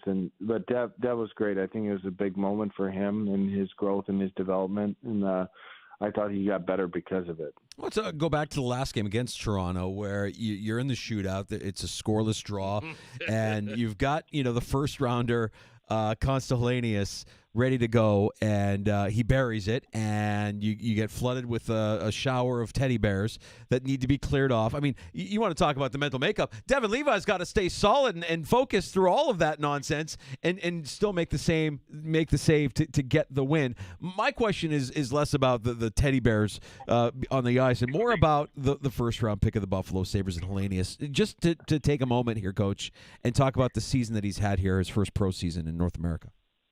Yeah, no, I thought it was he has some poise and composure in those situations. He scored in the shootout before earlier in the season in Cleveland. He's done a really good job. He probably, if you ask him, he wasn't, probably played to his ability. He didn't play the last 5 minutes of the game or overtime. I think at this time of the year, it's difficult for young kids to play in the league, and he's probably going through a little bit of ups and downs, but we trust him in that situation. He made a really nice play, and good for him. I think there's areas of his game where it's a lot, as an 18-year-old player playing in the USHL. I think there's been a lot of ups and downs, more probably good than bad, but I think it's good for him. Like this time of the year, the game is different, and you have to be really responsible in your own, and then you have to really check. And it's not. There's going to be some games where you might not touch the puck a lot, but you have to be responsible and to be able to face offs and details coming back in your own zone. So I think there's a lot of learning, and he's done a really good job, and we're going to need him to play good the rest of the way. Any update on Felix Sandstrom, Coach? And if he's not, if we still don't know anything, yeah, no, he'll be back. Good. He'll be back this Thursday. Okay. You probably won't see him at all this weekend. He hasn't practiced. We don't want to put him in a position where you haven't practiced in over 7 days. So he'll be back sometime next month. He'll be back in the net. Fantastic. IMX head coach Mike Leone, our guest here in the Sports Bar. You face a team now that, gosh, not too many teams that in your only matchup you had a loss. 5-0. Wilkes-Barre, you lost to back in November. Do you pull that tape out? Is that any motivational factor against these guys, or is it just such a different team now? No, not really. I mean, that was that was one of those games tough. Like there's probably 4 or 5 games in the schedule. We weren't great. They didn't play all weekend. We were, I think, on the back end of a long travel, but that happens. And it was probably a course of, during where we probably, it's a good learning experience, young group. We didn't manage the game well, but I think we're a lot different team than we were then, and it'll be a really good test for the group. It's probably arguably the most talented roster we'll see in the AHL. I mean, it's top to bottom. They got 3 lines with, I think they have 4 guys with over 40 points, and they're first in the league in the power play. We're 1 and 2 in goals scored, so it'll be a good test for our team. They're a really good hockey team. They got Tristan Jarry as their goal. It'll be a big test for the group. Mike, once you get through Wilkes-Barre tomorrow night at home, you got a 4-game road stretch here. The following, coming up this weekend into the following week, including back-to-back matchups against Laval, who are now looking up at the Amerks in the North Division standing. So mentally, when you see what the kind of success the team has had through this point of the season, and you're atop not just the North, but you're atop the AHL, how do you keep the guys humble and focused on that next game mentality? Yeah, I think it's, I still just think we just got to keep getting better. There's a lot could happen in a short amount of time. I really don't, you get texts here and there about where you're at, and I really don't. I don't want to sound like I don't care. I just really don't pay attention to it. There's still areas of our team game where we can get better. You look at this weekend, I thought we did a good job of scoring goals, but we got to do a better job of getting to the inside where goals are scored later in the season. And just keep just keep playing team hockey. I think the focus for us is to keep pucks out of our net. We know we could score, but I look at it as a huge step in the right direction. We gave up 3 goals on the weekend, and 2 of them were in the last minute of basically a kind of a runaway game that we had. So it's just, I think our leadership group and the veteran players know where we're at, we know what we're capable of, and I think there's a lot of guys that just are hungry to finish this last kind of stretch off the right way. And a lot of guys you could play pro hockey, college, wherever, and not be where we're at, and you only get so many opportunities to have we feel we have a special group, and it's just to maximize every day that we're together and to try to keep getting better. I'd be remiss if I didn't ask you about the Sabres here, Coach. Tonight we've got the game. They're taking on Anaheim. Is there a reason for optimism? Because I look at you can't help but not look at the standings and think, okay, that's a lot of ground. But if you caught any of Saturday's game, like, boy, that was pretty impressive. Yeah, no, I watch. I watch all the games. I don't know how many games they've played. 54, 55 games, and I've probably watched 50 of them. I think they're playing really good hockey right now. I think they're 6-3-1 their last 10. They're defending well. I think they're managing the game a lot better. Their special teams, I think, is coming a long way, and that's really important at this time of the year. And if you look at the 5-on-5 play, I think they're +10 in 5-on-5 goals this year. And they're playing good, and I think Lindy said in his press conference, you just got to focus on those small segments that you have and win your weeks, and just keep playing, and then you never know what could happen. As good as they've been, 8-2 in their last 10 games. That's your Rochester Americans back on home ice tomorrow night with Scranton Wilkes-Barre, the Penguins, coming to Blue Cross Arena. Mike Leone, our guest in the sports bar with Danger and Battaglia. Always appreciate the time, Coach. Let's talk again next week. Okay, thanks a lot, guys. Appreciate it. There's Michael Leone, Rochester Americans head coach. And, the Sabres, what did you say, 6-3-1 in their last 10? What was 5 of their last 6, yeah. What was Lindy Ruff's break it down into segments of 5 games? So there's 20, coming out of the break, 28 games left. And the way he did the math was this, that break the season up into 5-game segments. 5 times 2 is 10. Can you take 7 of 10 points in each of these 5-game segments? And, oh, by the way, you'd have to have a 3-game winning streak in the end. And that, I believe, would have put you at 91 points, which that's no guarantee to get you in, but that's how far back they are. We talked to Joe Yerdon yesterday. Look, you got to at least appreciate that the Sabres aren't giving up. But come on, it's such a big mountain. You can't have a 13-game losing streak.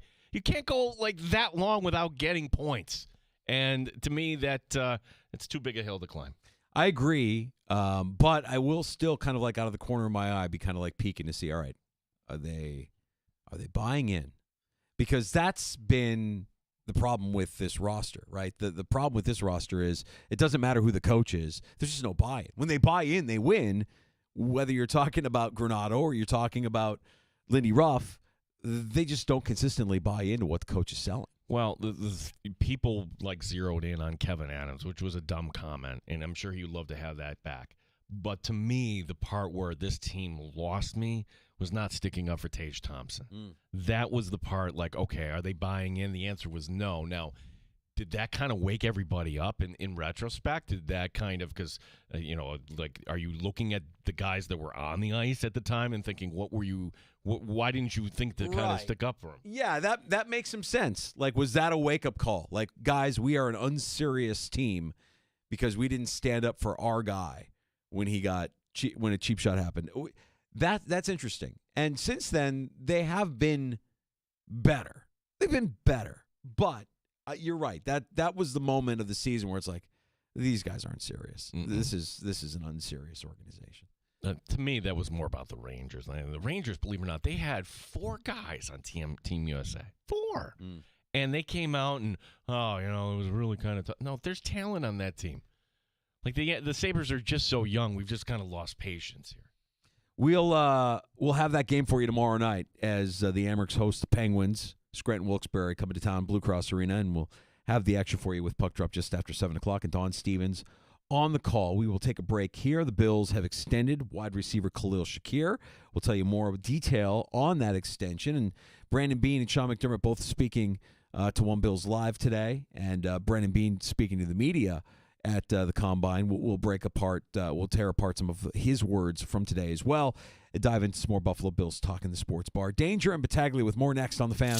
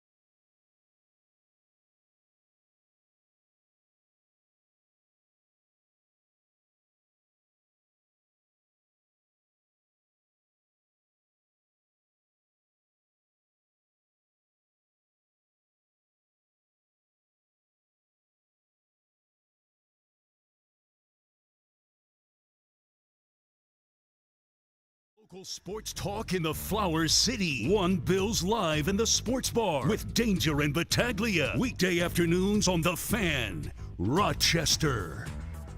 Fun afternoon so far as we got a live check-in from Matt Perino, who joined us in the 3 o'clock hour from the NFL Scouting Combine, and good catching up with Rochester Americans head coach Mike Leone. Team is red hot right now, 8-2 in their last 10. Home tomorrow night against Scranton Wilkes-Barre. If you missed either of those conversations, find the Sports Bar wherever you get your shows. Just search us out, and that includes the free-to-download Odyssey app, AUDACY. Special thank you to everybody watching on the YouTube channel as well, our YouTube channel at The Fan Rochester. You can like and subscribe there, leave us comments there. We're on X, at The Fan Rochester. No shortage of ways to connect with Rochester's only local sports talk show. So when you get the convention, or what we want to call it, all these guys talking in this relaxed atmosphere that we know as the NFL Combine, it's not just Brandon Beane, it's other GMs kind of discussing and other decision makers. So there's two stories I want to run past you. The first is from Indianapolis GM Chris Ballard. Now, Ballard is a GM that, he'll say things that, okay, that's kind of interesting. He'll tip his hand.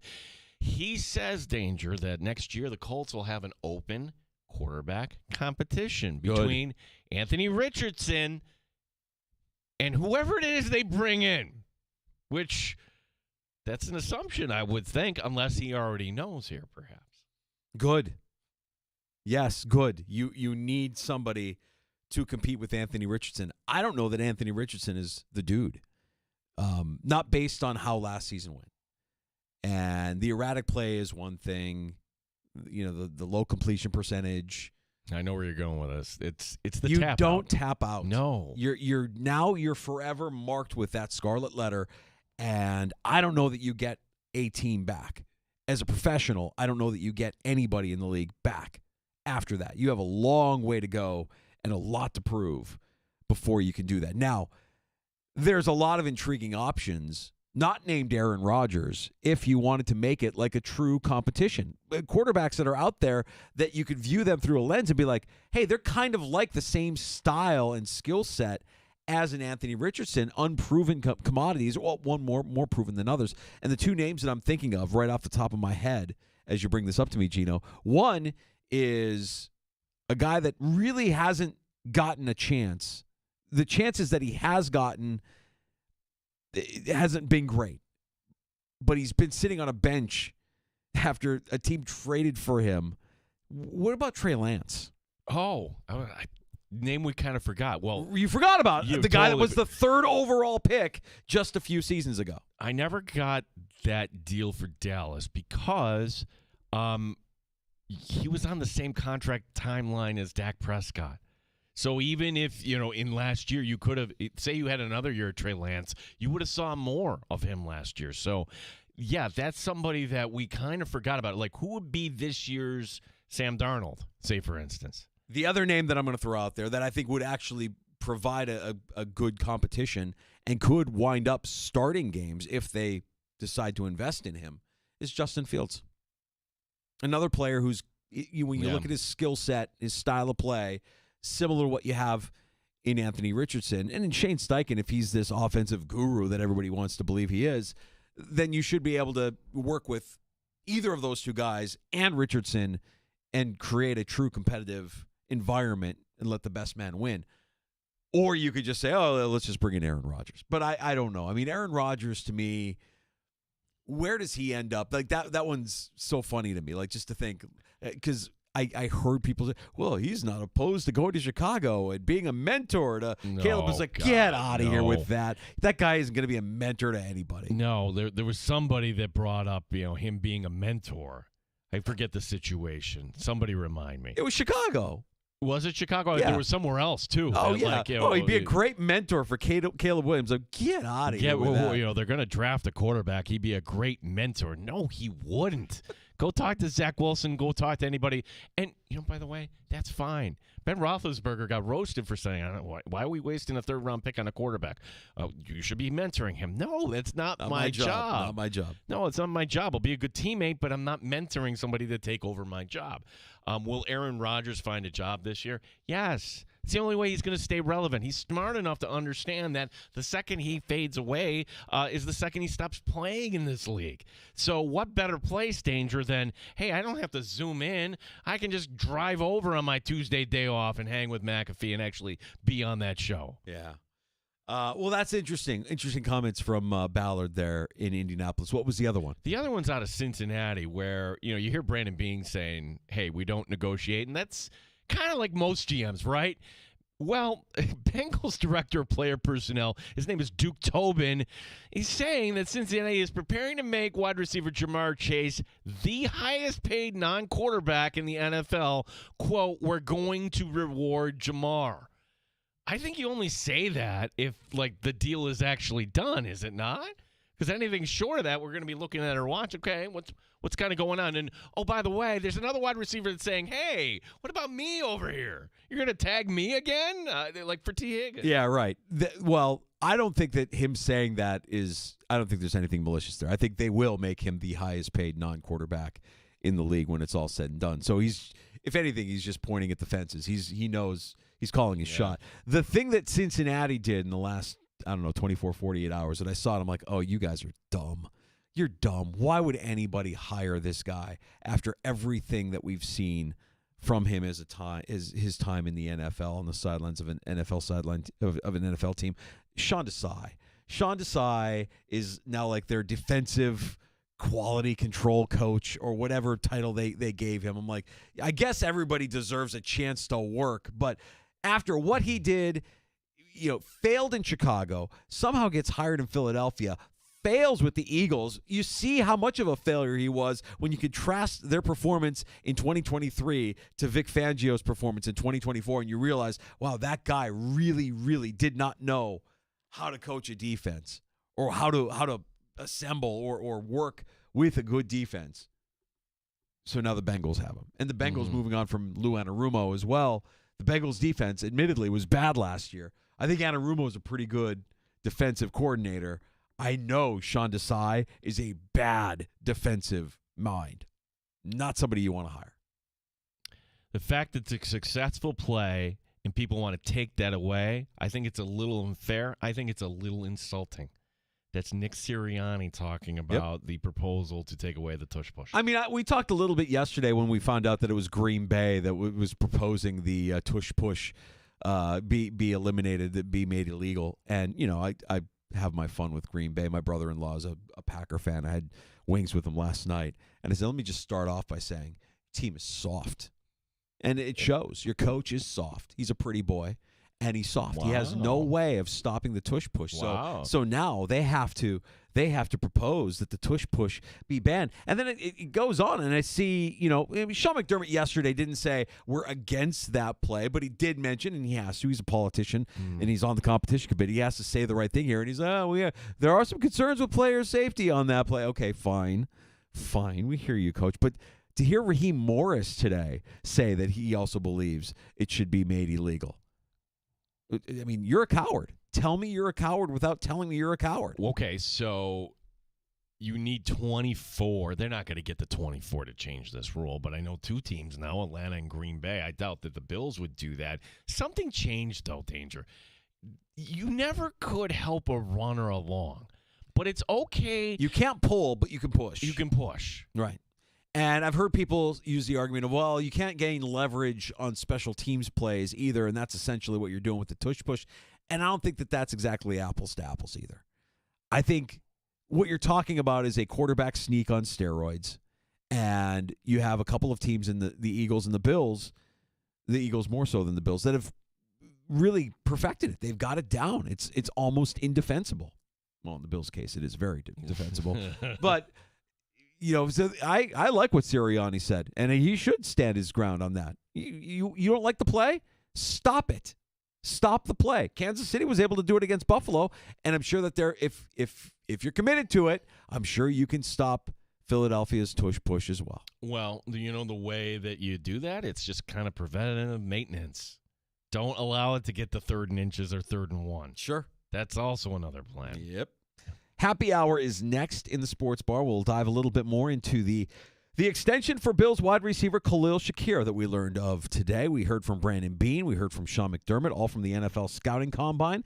And we'll recap some of our conversation with Matt Perino of the Syracuse Post-Standard as well. He took from Sean McDermott's press conference yesterday the same thing we did. Took from Sean McDermott's press conference yesterday, and that's one specific player in the Bills offense that looks as if he's being motivated through comments made in the media. We will Talk about that and more next, and we have time for your calls as well. Love it when you join us in the sports bar. 866-4FAN is our phone number, 585-866-4326.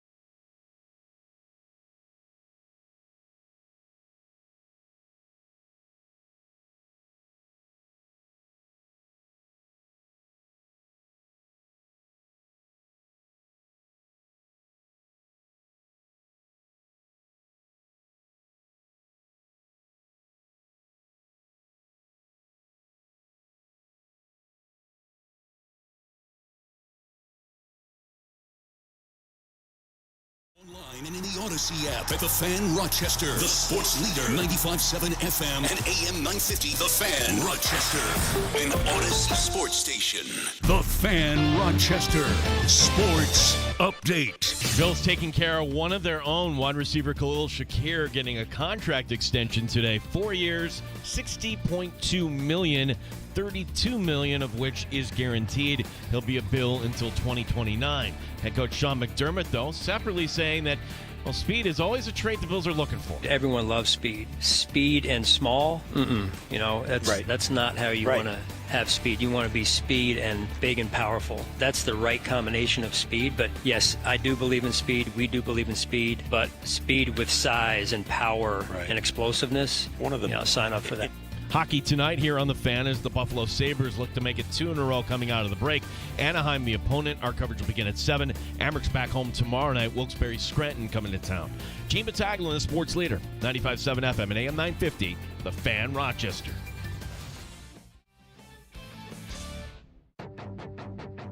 The Sports Bar with Danger and Battaglia. Khalil Shakir has been signed to a 4-year contract extension. You know, we're going to do and evolve in the offseason how we feel like we need to go and evolve. And I think it's important that you have a vision for what the league is and where offenses are going. And then, again, how we need to be out in front of that curve. Mike Danger. If we're going to spend part of this week talking about the prospects at the NFL Scouting Combine in terms of ranking positional needs for the Buffalo Bills, as far as what should they be looking at first and foremost here over the coming weeks leading up to the draft? Gene Battaglia. So defensive line, number 1. D tackle, D end. Number 2 is you've got to get a corner and a wide receiver. Danger, you could do what the Chiefs did a couple years ago and just go again and again and again on the side of the ball. That wouldn't surprise me at all if this was a defensive-heavy draft. 95.7 FM and AM 950 The Fan, Rochester.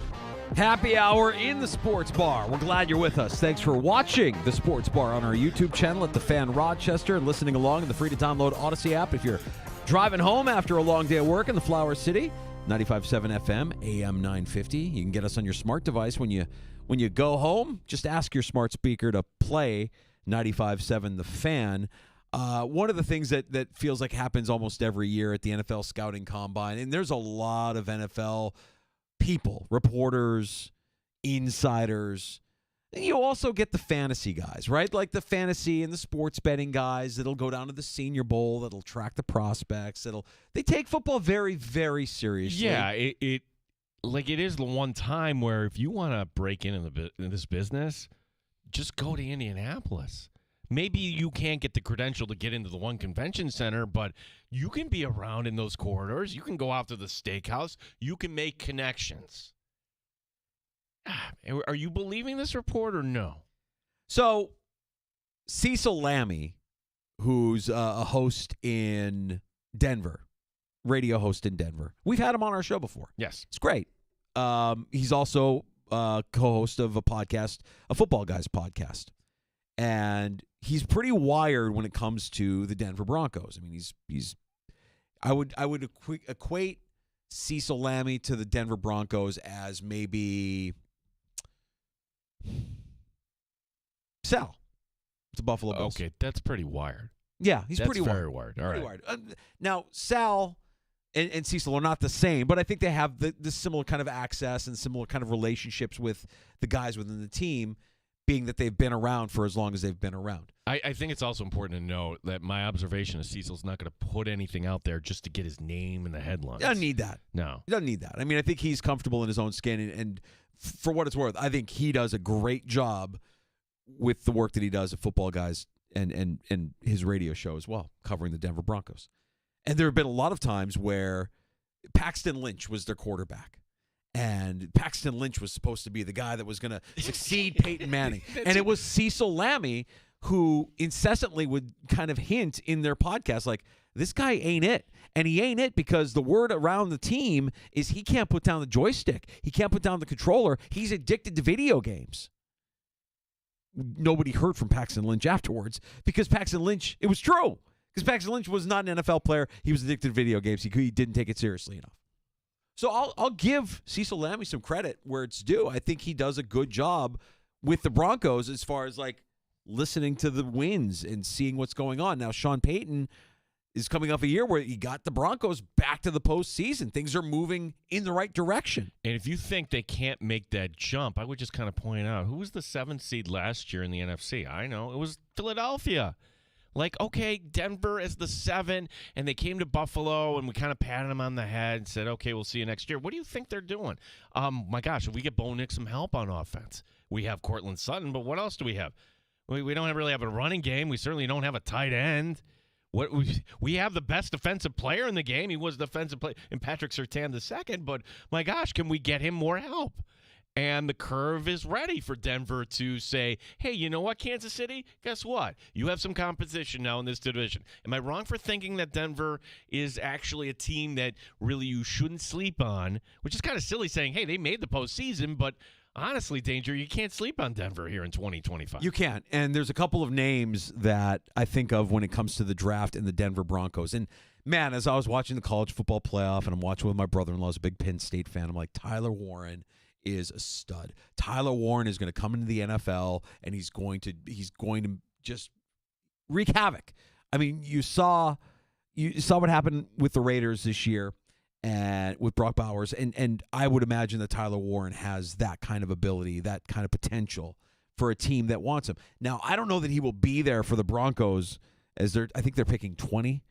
Warren may be off the board by then because I think he's that good of a prospect, but certainly could see a guy like a Colston Loveland of Michigan ending up in Denver.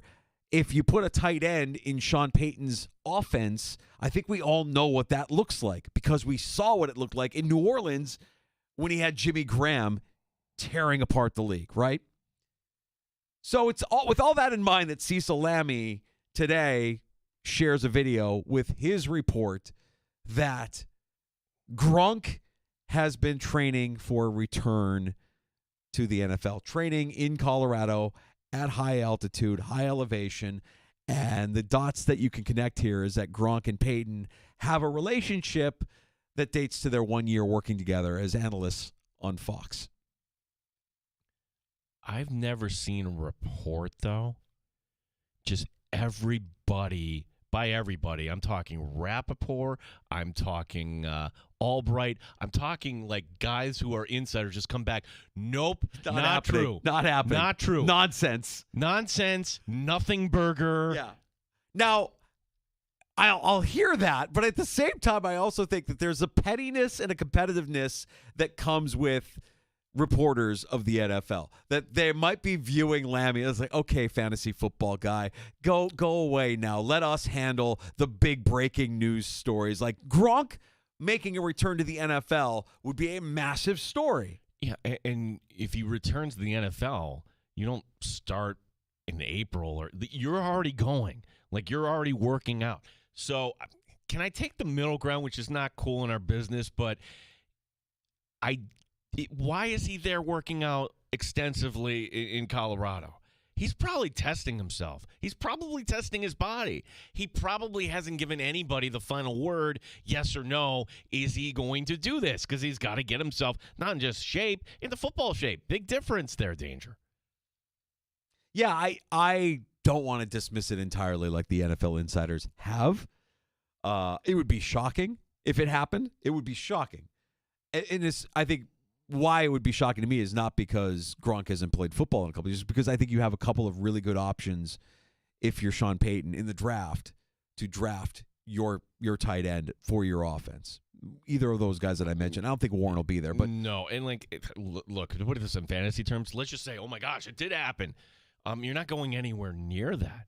Maybe a flyer at the end of the draft for Gronk in Denver. Honestly, it would be one of those, okay, it's the postseason. Is that what Travis Kelce kind of felt like? Travis Kelce was invisible the whole year, and then he shows up on Christmas Day.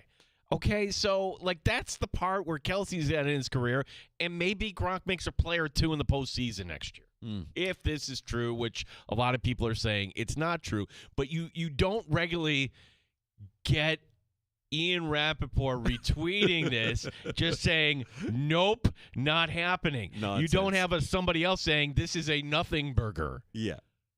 So I lean more towards dismissing it, but I can't entirely dismiss it because I respect Cecil and I respect his work, and I know that he's not just putting it out there because he's thirsty. I know that that's not what that guy is. But that would be interesting. So we're ruling out entirely. You know what? It's a good day to get my name in the headlines. Yeah, no, I don't think that that's what he's about. I don't get the sense that that's what he's doing. I get the sense that he probably has heard that Gronk is training, and he's training in Colorado. And if he's training in Colorado, if you're hearing it from sources, he's sharing what he has heard from his sources. And his sources aren't the NFL insiders that get fed lines from agents and NFL executives all day long. So, but can't rule it out entirely. But I'd be shocked. But from the point of like Peyton would be on board with that. Would Peyton take Gronk in his offense? Yeah, I think so. Yeah. I think he Yeah, would. he would. I think he would take a tight end in his offense. The Bills got what we believe to be solid value with their extension today of Khalil Shakir, their wide receiver. When you look at how this wide receiver market is trending, when you have the Bengals calling their shot and saying that they're going to make Jamar Chase the highest paid non-quarterback in the NFL at an average annual value of just over $15 million per year. Shakir's contract has him right now in the middle tier of wide receiver salaries, which I think when you look at his production, everybody would say is more than fair. He's making more now than Gabe Davis is in Jacksonville on an annual average annual value, which I think, again, is fair. But he's not making anywhere near what a Chase is going to make or what the elite wide receivers in the NFL will be making. I think if you back out the lens a little bit here, did the offer just go to Shakir, Danger, or did this from Brandon Beane identifying the core pieces? And I'm keeping Rousseau out of this just because the tag that makes it a little more interesting. But Bernard, Benford, Cook, Shakir. Shakir's the first one to say, yes, I'll take this. Yep. And rather than kind of go to it, and you get that guaranteed money. That's what it's really all about. $32 million guaranteed. Yeah. Congratulations, Khalil. And I think there's a few lessons here. One being, if you go back to the summer of 2023, after his rookie season, we're all saying, I'm not sure if this guy makes the team. Honestly, like you look at that, I feel like I was on an island saying this guy could be a number one. Truth be told, he's not a number one. No. But he's an ideal number two. He's a wide receiver 2 with upside. That's what the guarantee shows us. It's reasonable. It's his second contract. And he's got wide receiver 1 upside. He's not that guy yet. Maybe he'll never will be. At minimum, he's a wide receiver 2. He led the Bills in all receiving categories last season. 1 drop all season. 3rd in the NFL in yak. And I think when you're the Bills and you think about just a couple of seasons ago, I remember that was a big thing that Brandon Beane and Sean McDermott discussed this time of year. We want more yards after the catch. And we remember Diggs being peppered with targets and just going to the ground. I mean, the guy was about self-preservation, which kept him on the field for the Buffalo Bills, but it didn't really help statistically when you're trying to get more yards after the catch. We know about Shakir's chemistry with Josh Allen. We know that the guy doesn't, that if he's targeted, chances are he's catching. I want to say he had like a 76% catch rate in 2024. Yeah, that's what it was. In for his career, 75.8. He's one of the best in the league. If I had to use a word about Shakir, it's slippery. When they were going to use him as a punt returner in the Ravens game, I'm like, okay, you want your best on the field at all times? Absolutely. What ended up happening? The Ravens didn't punt in that game. So it doesn't preclude you, though, from going out and getting a wide receiver. And when you look at the free agent wide receivers this year, okay, it's T. Higgins, and then I don't see a clear number one. Guys who were number ones, Keenan Allen at one point burned brightly in this league. So did Amari Cooper. And I think, I'm not trashing Amari Cooper. I thought for what the Bills brought him in for at the time, it worked. It's great. I'm not interested in bringing back Amari Cooper. He's not a one. And while Shakir earned his extension, this extension doesn't mean that the Bills should be set at wide receiver. His numbers don't scream top target in an elite offense. And when you have Josh Allen and you presume you have James Cook, you have in an offensive line that's been remarkable. You have an elite offense. Shakir's numbers, 821 yards, 4 touchdowns, never had a 1,000-yard receiving season. He's a complementary piece. And Buffalo still needs a legit wide receiver one, or I think you're still going to see at times a struggling passing attack where big moments kind of slip through your fingers. And you saw it a little bit in the postseason down the stretch. I know that there's more balance now with this offense than they had with Steph Diggs as your wide receiver one. Going into this season, I think they were going to we thought they were going to force feed Dalton Kincaid. Kincaid and Keon Coleman are the two names that we've heard Bean and McDermott kind of speak about the most in ways where you would think that their comments are meant as motivators to these players. Look, if you think the Bills are going to get a T. Higgins or go trade for somebody, I'm not holding out hope against that. But I think what you could have is, all right, Shakir even be better this year. But can he be paired with Dalton Kincaid finally? And again, Khalil Shakir, year number 3, that's when he blossomed for this Bills offense. He really did. Kincaid now in year 3, we're all going to be paying attention to. I thought it was interesting yesterday when you're hearing McDermott, when you're hearing there's a common denominator both with Kincaid and Coleman. Both guys got hurt. Like Coleman with the wrist, Kincaid with the knee, and give them credit for getting back out there, but you could tell they weren't the same. Is that fair to say? Yeah. Okay. So then, Mike Danger, why did we have two different tones yesterday? Because one guy was a rookie and the other guy was a second-year player. And you would think that maybe you would cut the rookie a little more slack, but they didn't. It was the second-year player that, talking about beefing up Dalton Kincaid, paraphrasing here, and how the Bills might have failed him. Oh, okay. I think it's okay to connect the dots there when the Bills fire their fire their strength and conditioning coach. Right.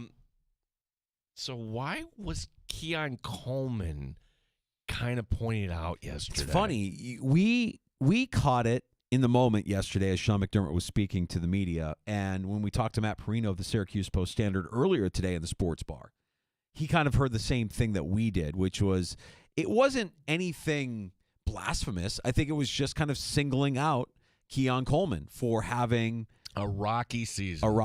Right, correct. And so if you're Keon Coleman and you're the pro's pro that we all want him to be, you're hearing that and you're saying, I got to get to work. I got to be better next year, and I'm going to be better next year. Because if Shakir is worth $32 million guaranteed, I want to be worth $50 million guaranteed, because that's the kind of player I am. If that's what motivates him, and maybe the Shakir extension, the timing of all of this works as a motivator for Keon Coleman. You're professional. You shouldn't really need motivational tactics through the media, but here we are. I don't think Coleman is a game changer.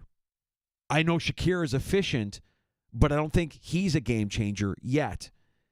And I just think that if the Bills are viewing the contract extension with Shakir, what they have with Coleman, and that they've solved their wide receiver issues, they're kidding themselves, because when you look around the NFL, you see elite wide receiver duos, including what we just saw in Philadelphia with A.J. Brown and Devontae Smith. The Bills need a true number one.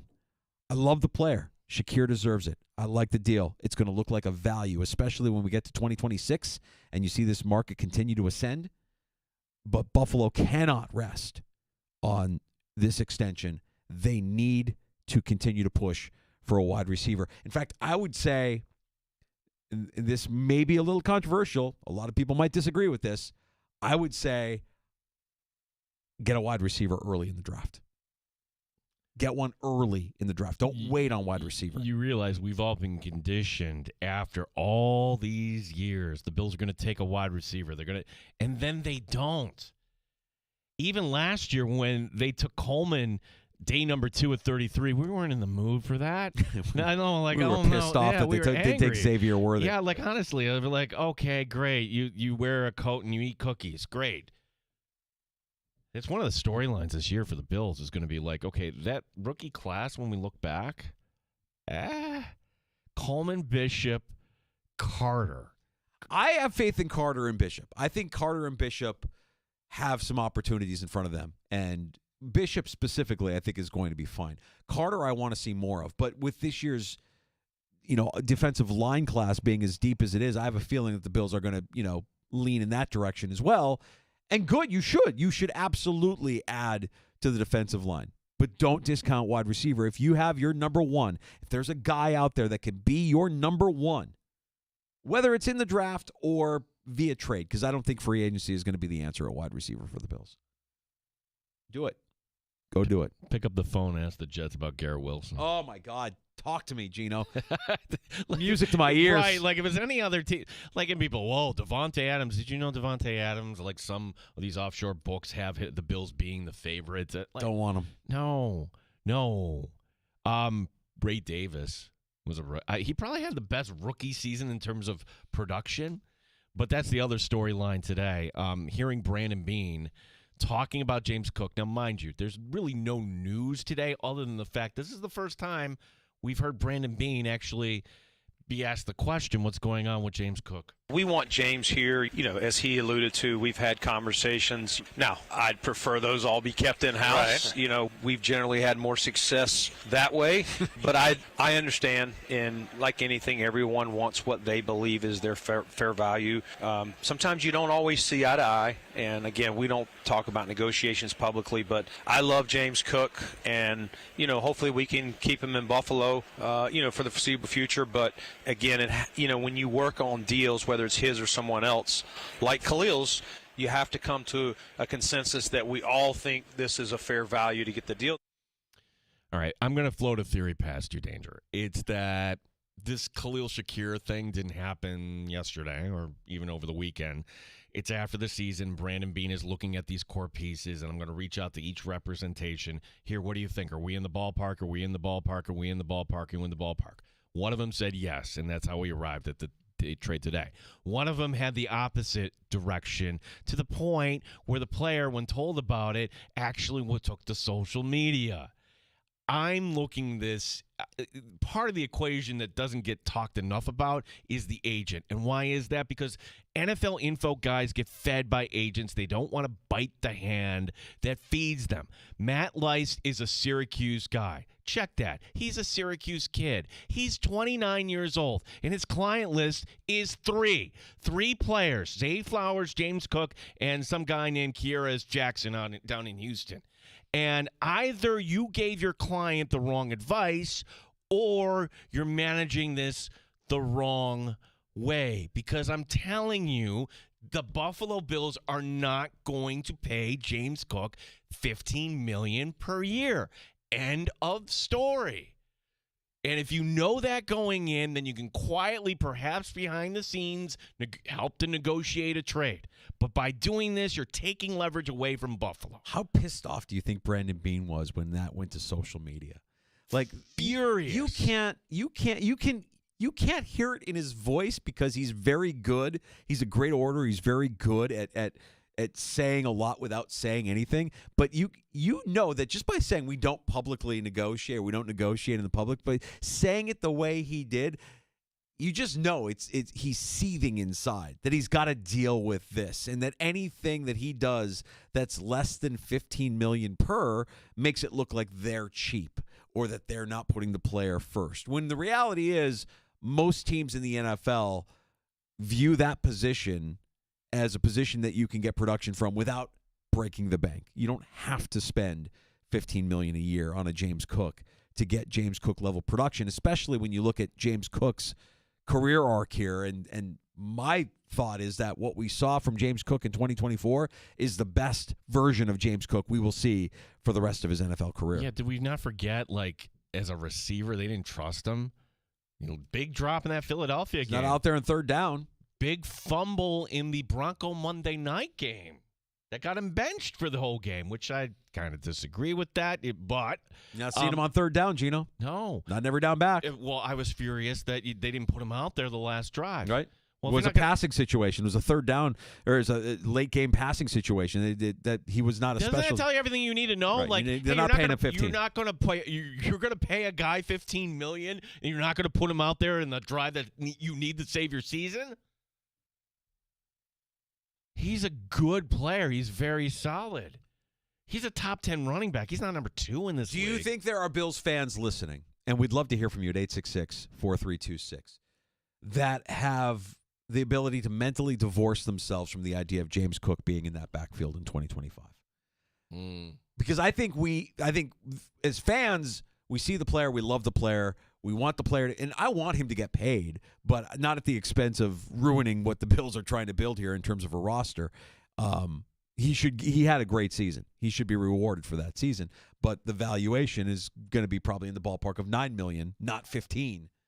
So are you, as a fan, willing to divorce yourself from the idea of James Cook, a key contributor to that Bills offense?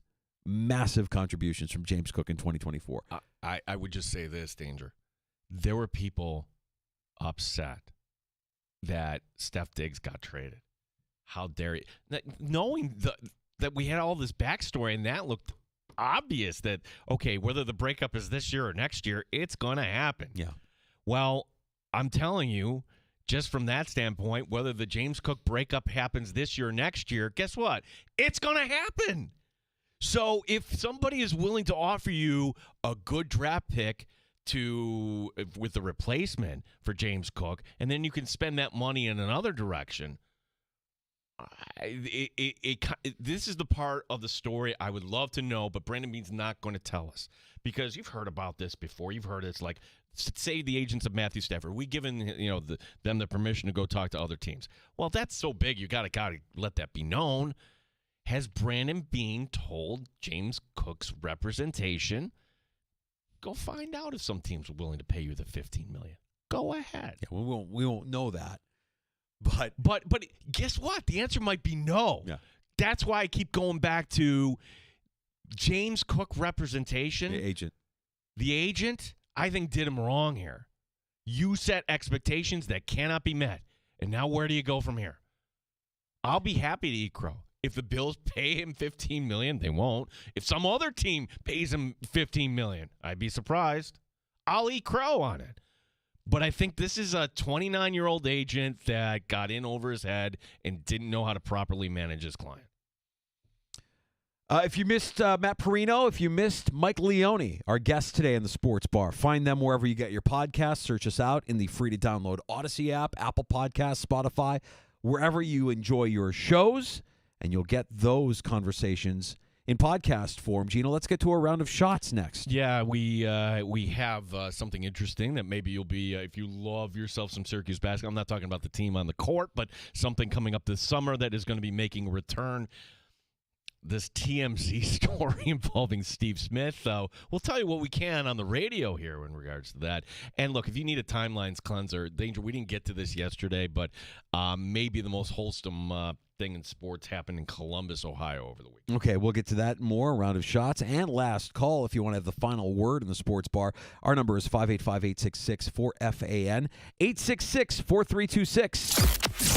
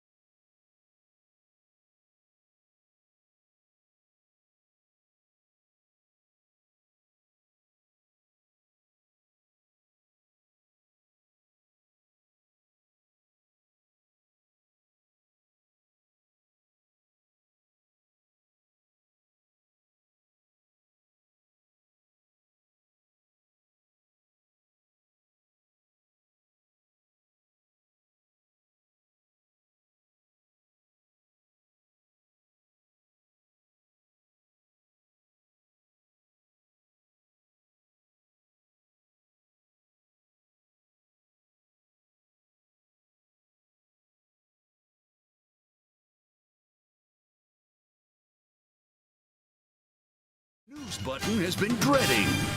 The Fan Rochester Sports Update. Khalil Shakir in year 4 gets a pay raise today. It's a contract extension that will begin after next season. 4 years, $60.2 million, $32 million of that is guaranteed. General Manager Brandon Beane on his wide receiver. What a pro. Done everything exactly the right way. And he's one of those guys, he doesn't say much. He just lets his play speak for itself.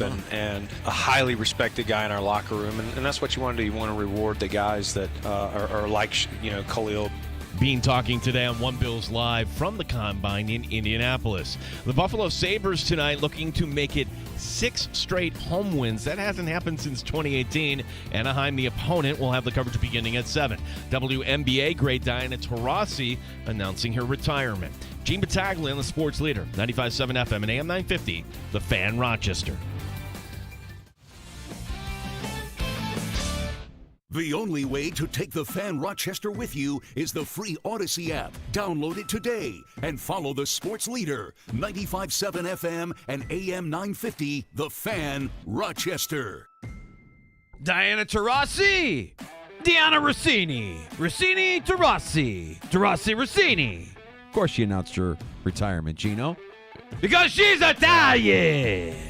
You know, we're not going to let this girl, Caitlin Clark, in the Olympics. This is my time, my last time. What are you talking? Of course, Rossini broke the news that the Green Bay Packers are 10-ply because she's Italian. Time for a round of shots. Who got? Hey, Diane, like somebody's pissed, right?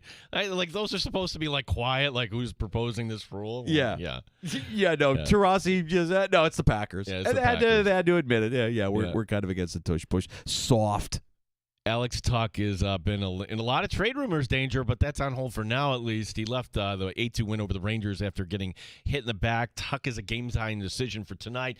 The Sabres back home against Anaheim. Even though Buffalo's won 5 of the last 6, well, the Sabres in last place of the Eastern Conference, 4 points behind Pittsburgh. Coverage begins at 7 here tonight. I mean, I thought that the plan here from the top down was that they're going to roll with the guys that they have, that they weren't going to make any changes. I mean, that was not what Pagula said when he went to the locker room and said nothing's going to change. We're not going to move on from anybody. Everything's going to stay the same.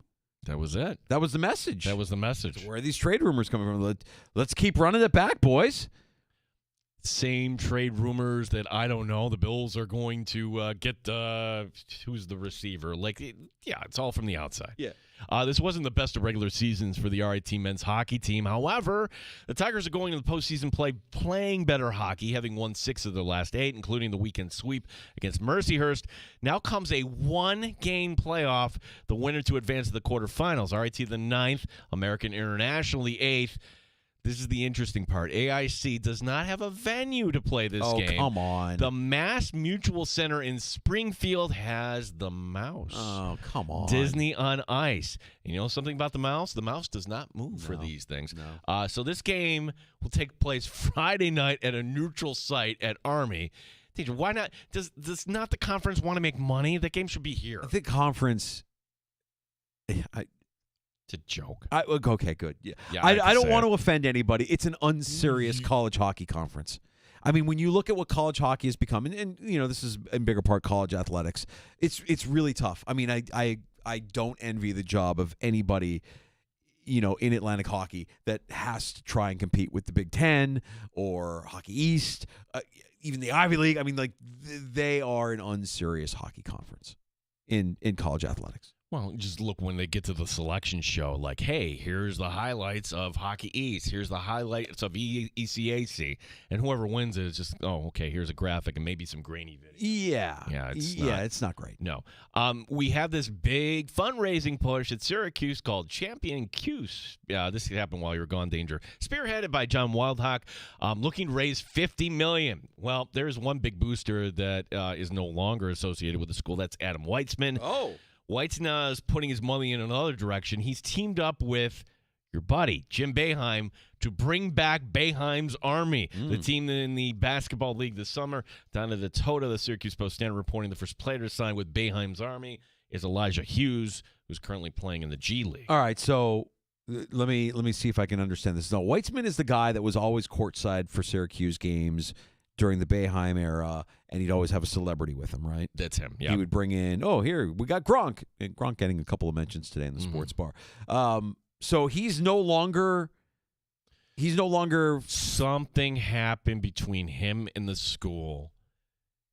He, and it could be just as simple as that he's that close to Boeheim, he disagreed with it, and that was the end of it. Mm-hmm. Like Weissman is no longer giving money. So bringing back Boeheim's army, is there a fundraising component to this?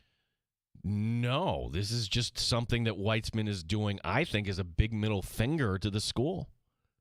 I'm going to put my own thing on, and we're going to win this tournament. Right. Yeah, it's nothing more than kind of for us here in Rochester and around, like, oh, yeah, like in August this will be taking place. Oh, who cares? Yeah, exactly. New York sports reporter has passed. Al Troutwig. Oh, this is sad. Yeah, the Knicks and Rangers on MSG. He was also with the Yankees back in the early 90s. Troutwig had left MSG. I didn't even realize this. He hadn't been with them for 4 years, was teaching at Adelphi University. Troutwig was 68. I didn't realize he was that young. I feel like Al Troutwig, he must have got started at a very young age, because I feel like he's been a part of my life as a sports fan for as long as I can remember. I think he was back on like USA Network back in the day. He was the sideline reporter. It was Gary Green and Dan Kelly. Okay. USA Hockey. This is like in the 80s. Yeah. Yeah. On USA Network. I'm not making it up. That's why I thought, like, wait a second, he was 68. I thought he would have been like 88. I thought exactly the same thing. 68 is too young, and he was really, really good. That's sad news. I hate hearing that. Life is short. Former NFL receiver turned analyst Steve Smith finds himself in a pretty awkward spot here. According to TMZ, Smith had an affair with a woman, the woman's husband figuring this out and posting a lot of texts, and we're not going to go there. But according to the report, Smith apologizing in a phone conversation. Smith is married with 4 kids. Uh-oh. The woman he's having the affair with is a member of the Baltimore Ravens marching band. It was back in September before the Sunday night game against the Bills that Smith was dressed up as a full member of the Ravens band. Well, hope you have a good lawyer, Agent 89. You're about to get taken for half your stuff. Bye-bye. Something with the NFL danger, if you get caught up in this stuff, it kind of, you're going to fade away. I feel bad because I think Smith is fun, and I think he has things to say. But Smith, former Take of the Year nominee. Remember when Smith absolutely eviscerated then Broncos receiver Jerry Jeudy? I called out to him because on my podcast, Cut to It, I just talked about guys that maybe have not showed up in a way or in a manner. And so the word that I've used to describe him in the past was a jag, just a guy. Just a guy. And so when I saw him, he's playing well. I wanted to say to him face to face, like, hey, I know I said some things in the past I probably shouldn't have, and I'm sorry. That's what I wanted to say to him. His response, Mike Robb and Bucky, was ninja. Ninja? Yes, I'm using the word ninja. I'm just using the word ninja. I don't mess with you. And it was a curse word. And so I was like, all right. And then he repeated it. So I'll say it again. I'm sorry that I said you were a jag, just a guy who's an average wide receiver they use a first-round pick on that isn't doing anything. I hope today that you actually show up in a way that you haven't showed up in the last couple of years since they drafted you. So if you ever got a problem with Agent 89, I'm sorry for saying that you're an average wide receiver that they eventually will move on. And when teams call me and asking, should they trade for you, I will say no, don't trade for Jerry Jeudy because he's mentally unable to handle constructive criticism from people who watch specifically, can he be a wide receiver? He could be a wide receiver. He's a tier 3. Go back into the studio. I'm done now. Thank you. Just an evisceration. Ooh. An absolute dismantling of Jerry Jeudy. You know, Jerry Jeudy, like, he was supposed to be a Jet. Let's not forget that the owner's son for the Jets overruled the GM because he didn't like the Madden rating. Was that Jeudy? That was Jeudy. Jeudy was supposed to come in was the supposed trade. to be a Jet. Yeah. It was in the offseason. Specifically Jeudy. And the GM of the Jets gets overruled by the son. Yeah. The 18-year-old son or whatever. Well, Agent 89, I hope you have a good lawyer. Half. I want half, Eddie. I know what I have coming to me. She was in the marching band, Eddie. Yeah. Well. Is it American Pie you're doing there? No, that's Eddie Murphy Raw. Remember Eddie Murphy Raw? Oh, I see. Like, I'm just, this one time at Ravens band camp, I was with Stephen A. Smith. That might be Agent better. 89. That might be better. Yeah, that's good. Welcome to the ad lib here in the sports bar.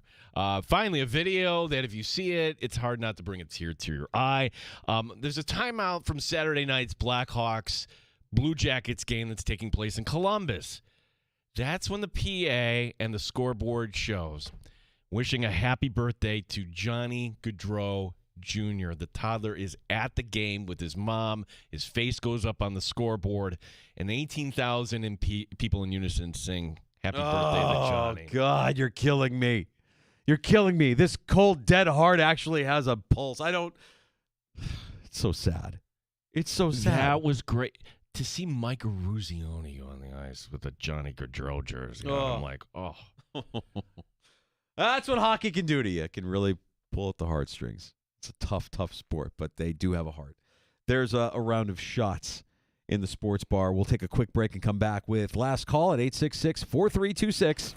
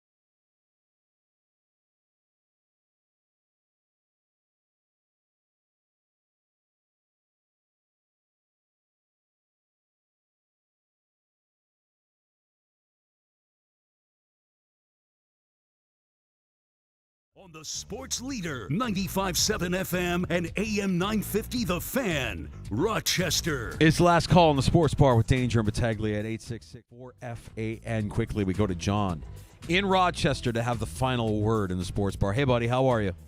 Hey, I'm doing really good. Especially a few weeks ago, I found out that my favorite coach, Urban Meyer, made the College Football Hall of Fame. There you go. His record, 85% winning percentage, 3 national titles. I'll tell you, unbelievable. After what Doug Peterson did this past year, Urban could have doubled those wins, no doubt about it. Are you upset that Jacksonville moved off of the Urban Meyer experience after one season? Not even one season. I am. He needed a chance, no doubt about it. And he was molested by that woman. Oh, or was it the other way around? Oh, John. He was a victim. Yeah, that's exactly right. Thank you, John. There's John from Rochester. No. Lightening the mood. He was a victim. Yeah, he was a victim. You know, the happy hands. I can't help it. My pants are fitting tighter all of a sudden. Why am I not on the team plane home? I don't know. Where's my motivation? I don't know. Can you imagine, like, any NFL head coach like Sean McDermott, guys, I'm just going to stay back here and just have a few. No, I think McDermott's working on a comedic world tour. I mean, the guy is Shecky all of a sudden. He's, I expect him to end his press conferences with "Take my wife, please." At this point, he's having fun, hijinks behind the scenes there in Indianapolis. Well, we'll talk to Dan Fates on Thursday. Sean McDermott in the background of a stand-up with Fates and Catalana earlier, and having some fun in Indianapolis, lightening up a little bit, which I think is refreshing for the coach. If snow angels during the regular season weren't enough, then maybe the gag where it looks like you're walking downstairs, even though you're not walking downstairs, maybe that'll do something for you. Interrupting somebody's type shot, live shot. Yeah. Tomorrow on the show, we are back at 3 o'clock with a brand new episode. Our friend PJ Glasser, the host of Send It In on the BetMGM Network, stops by at 3:25 with nothing but winners, we promise. And at 4:25, super agent Lee Steinberg returns to the Sports Bar. Talk about this. We'll ask him about James Cook, too. Like, how do you handle this once you set a number out there? Yeah, if you missed Mike Leone, Amerks head coach, Matt Perino covering the Bills for the Syracuse Post-Standard, find both of those conversations wherever you get your podcasts. Search the Sports Bar and the Fan Rochester in the free-to-download Odyssey app. JR Sport Brief next on the Fan Rochester. Have a great night.